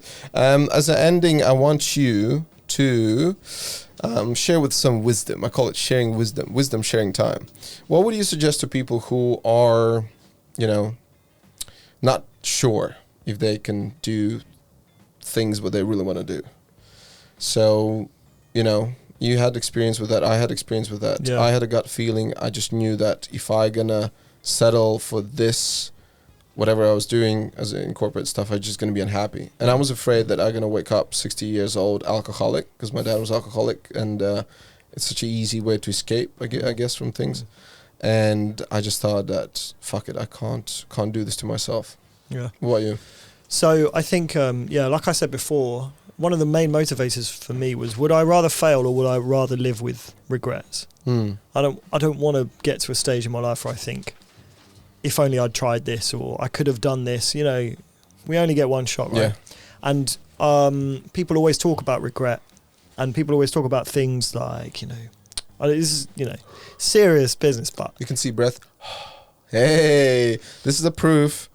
Oh, they can think that So we're smoking cold. weed here. No, it's so cold. So anyway, just quickly, people talk about deathbed like confessions or deathbed regrets and stuff like that, and people never ever say, I wish I'd spent more time I'm gay. at work. I wish I spent more time, I'm gay. People never say that. People never say, I wish I'd spent more time Cover your knees, at work. you're freezing. No, I'm fine. Shh, don't scream. I'm trying to be wise. Thoughtful. You asked me to be wise. Okay. I can be wise with my knees up. Yeah. So, yeah, basically, if you don't want to live with regret, then you know, I think it's a good motivator. But the most important thing is to try it. What's the worst that could happen? Yeah. What's going to happen? You're going to set your life back by a year or 2 years, or it's way more important to do something that matters to you. And if it doesn't work out, then it doesn't work out. It's not the end of the world. It's really important to try something if you're passionate about it. I think that's important. So you don't want to leave yourself with regrets. 100%. I agree. There's nothing to add. What about more like a practical approach? Let's say you are established lawyer, and I have actually a good example in Latvia. I had this one guy who basically studied again like 5-6 years, got his master's, and he's a successful lawyer at the moment, but he always had a passion for comedy, for being on a stage, entertaining people. And then when I would go to Latvia, I haven't seen him in ages now, but like 5 years ago when I went, and I said to him, why you don't just leave everything and go and fuck it? And his response was, but I worked so hard to get where I am now. And I said, like, so what, you rather just be unhappy and do this shit? Because like the way I looked at it, I said, I'd rather spend 3 years of my life doing things what I love so much instead of 20 years of things what I'm just or barely, or I even hate, which is, obviously worse. So the way I look at it is that if you want to make that kind of leap, instead of just like throwing everything down and just running and pursuing, make that gradual transition. Start little gigs here and there. Maybe it's going to be your weekends, but it's going to start getting you out there and just building your way. And then when you see like, okay, I can actually make it and this is enough, then I can leave my day job, whatever. What do you think? I think that's really important. I think what you said about him, so your friend, for example, is unhappy in his job. If somebody's unhappy, that's a good indicator, first of all. If you're unhappy, why are you unhappy? Is there something that you're not doing that you want to do with your life? And if so, you need to do it, because if you can't make yourself happy, then or at least try, then what's the point? But also, I would say to people, look, there's no rush. Is very important. There's also a lot of pressure in it. It's a lot of pressure. It's like, well, if I'm going to do this, I'm going to do it. I want it to start happening. But if you take a step towards something, a goal that you have, any time that you've spent thinking about working on that goal, any energy that you've put into it, any research you've done, a single day that you spend in pursuit of that aim is important and is important work. And I think it's really easy to get trapped into the feeling of, I feel like I'm maybe moving backwards, or I'm stagnant, I'm stuck in the same place, I'm not making progress. But it's all about being realistic about your time frames, about your goals, and trying not to rush things, because rushing is, it's something that I think a lot of people will do because they're fearful. This is speaking from my experience. Yeah. I'm worried about not getting to this point at the right time and having to give up on it. Just trying to rush things, and it doesn't help. It just creates pressure, stress, anxiety, and it takes away from the enjoyment of it. So I'd say it's important to set your sights on something and be patient and kind with yourself. Take your time. And also, as long as you're moving right direction, in the sense of that, the screen is going to turn itself on, off, or whatever. You can do it. Come on, wake up. That's a different. Doesn't matter. So, like, let's say this is point A, this is point B, and this is where you want to get. I think when people don't have the straight line, that they get kind of afraid of they're going to make it ever. I think even if you have a little setbacks to the side or whatever, as long as you maintain that idea that you're going to move to that goal, that's the most important. Definitely. And just don't be afraid from setbacks. That's yeah, for sure, man. And like I said, even time spent ruminating about that goal, thinking about it. Ruminating means, I love that word. Means thinking, basically. Yeah, actually, one of the things what I started doing during my lockdown, I started choosing like these difficult words and do the explanation of them. The YouTube is full of that shit. Oh, there you go, man. Yeah. Ruminating. It's ruminating. That's one of my words. Yeah. But anytime you spend, you did it. Yeah, I got it. Right. I got it done. Anytime you spend, thinking about that goal, even like, you know, it's still like, you know, if you're considering it and considering it well, then you need to, you know, you need to see that as things moving in the right direction. Yes. You know, but yeah, there's no straight path to anything. You could take, you know, like you said, A to B could go all over the place. You know, be the bumblebee of your dreams and just go all the way around. Take the most circuitous path you can to get to your goal. It doesn't matter. What matters is you're doing something. Exactly. And you just believe it and it's going to happen. Nothing. Eventually it's going to happen. It doesn't matter if you, like in your case, like let's say you're going to become famous or really good in your music stuff when you're 70 years old. So who gives a fuck? But you got there. Yeah. You know, and even if you don't, you just know that that's what you want to do. Exactly. Even if you don't, that's important as well. It's not about outcomes. You know, if you base it all on outcomes, you're going to be unhappy. Yeah. If you judge your success by the outcome of it, you know, if at some point in the future you reach the goal that you want, yes, that's important, but you know, you might be unhappy because you spent the whole time holding yourself up to a standard that you may never reach. You know, if you feel good about it, if you enjoy it, you know, then that's important. And then I'm so sorry. I really, that ruminating word got me. But like, these are the words These are good. Which one you choose? Which one? Obfuscate is a good one, which Obfuscate. I think means to like block something or. Wait. You don't have to explain. Wait, sorry. The pro is going to explain you. So this is see. the project I did during the lockdown. To make something less clear and harder to understand, especially intentionally. Examples. Such estimations were vague at best and obfuscating at worst. So this data has not much of a credibility. Donald Trump was criticized for using arguments that obfuscated the main issue. Oh, this is what lockdown does to people. That one. It's great though. Synonyms: baffle, complicate, befuddle, confound. And antonyms: clarify, enlighten, illuminate. So if someone doesn't give you a clear answer, and you probably know, best examples for that is politicians and big CEOs and directors of companies, they would very rarely give you a direct answer, yes or no. And reason is mainly because they're hiding something or they don't want to get in trouble. So if someone does that to you, you just say, stop obfuscating, give me the answer, give me that's good, man. Answer. And like the thing is, I just started for fun, and now I have like 120 subscribers. Oh, sick! Yeah, just randomly, because I realized people would look up some words and they don't know how to pronounce them. And I was just like, and I think I'm gonna continue doing it. It's actually so much fun, and I learned stuff as well. Ruminate. Yeah, ruminate. That's gonna be my next. I think I have it on my list. M-I. Oh my God, okay. We just kind of set a track. There's a lot of wisdom coming from you. Thank you very much. It was fantastic. Thanks. I try. I don't want to claim to be wise, but if you want to call me wise, that's fine. I'll take that. You're wise. All of us, we have certain kind of wisdom. And true. End of the day, we are just so much nicer and just great people when we do things we want to do. You know, instead of just being upset and annoyed with jobs we hate and shit like that. Listen, Joe, thank you so much for coming. My pleasure, man. To this fantastic show. It's been really good fun. Yeah, I've really enjoyed it. We had Joe Bayley in the house, and right before I leave, where's that song? God, no, that's a different one. Now I have too many things are opened. The things what I don't want. Is this one? No, it's not the one. That's not my song. No, that's not your song. Close that. Come on. Oh, no. That's also not my song. Which one? The new single or? I want the video. I want the same video. Tab number 1, 2, 3, 4, 5, 4. Tab number. Oh no, you closed it. I closed it. The steady letters, the blue. Yeah. That's the music video. Yeah.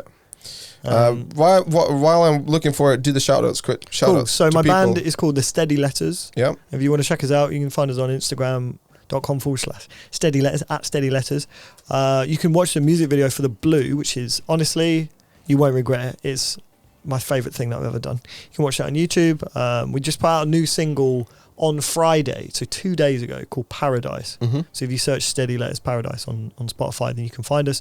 And there's plenty more to come as well. And these tracks I wrote, recorded, mixed, produced them, my babies, and I want you to enjoy them. And say hello to your girlfriend, because she was actually saying that it's a good idea for you to be here. She was, yes. Hi, Verity. Hey, hello. To your boys, She's gonna band, kill me. say the names. So we've got Andy Skipper on bass. We've got Tom Mullen on drums. We've got Simon Gaddazi on the guitar. So those are the guys, and they're all amazing at what they do. Here they are, rocking out. Awesome. Let's finish in that one. Right, Fizz bump, buddy. Thank you so much for coming in. Thank you. And let's just finish in that.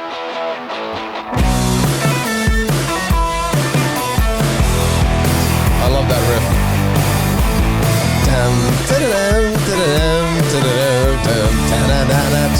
Dance moves. Show your dance moves. Oh, I don't need to. They're all in here. Okay, that's us. That's us. That's us. That's it. Boosh.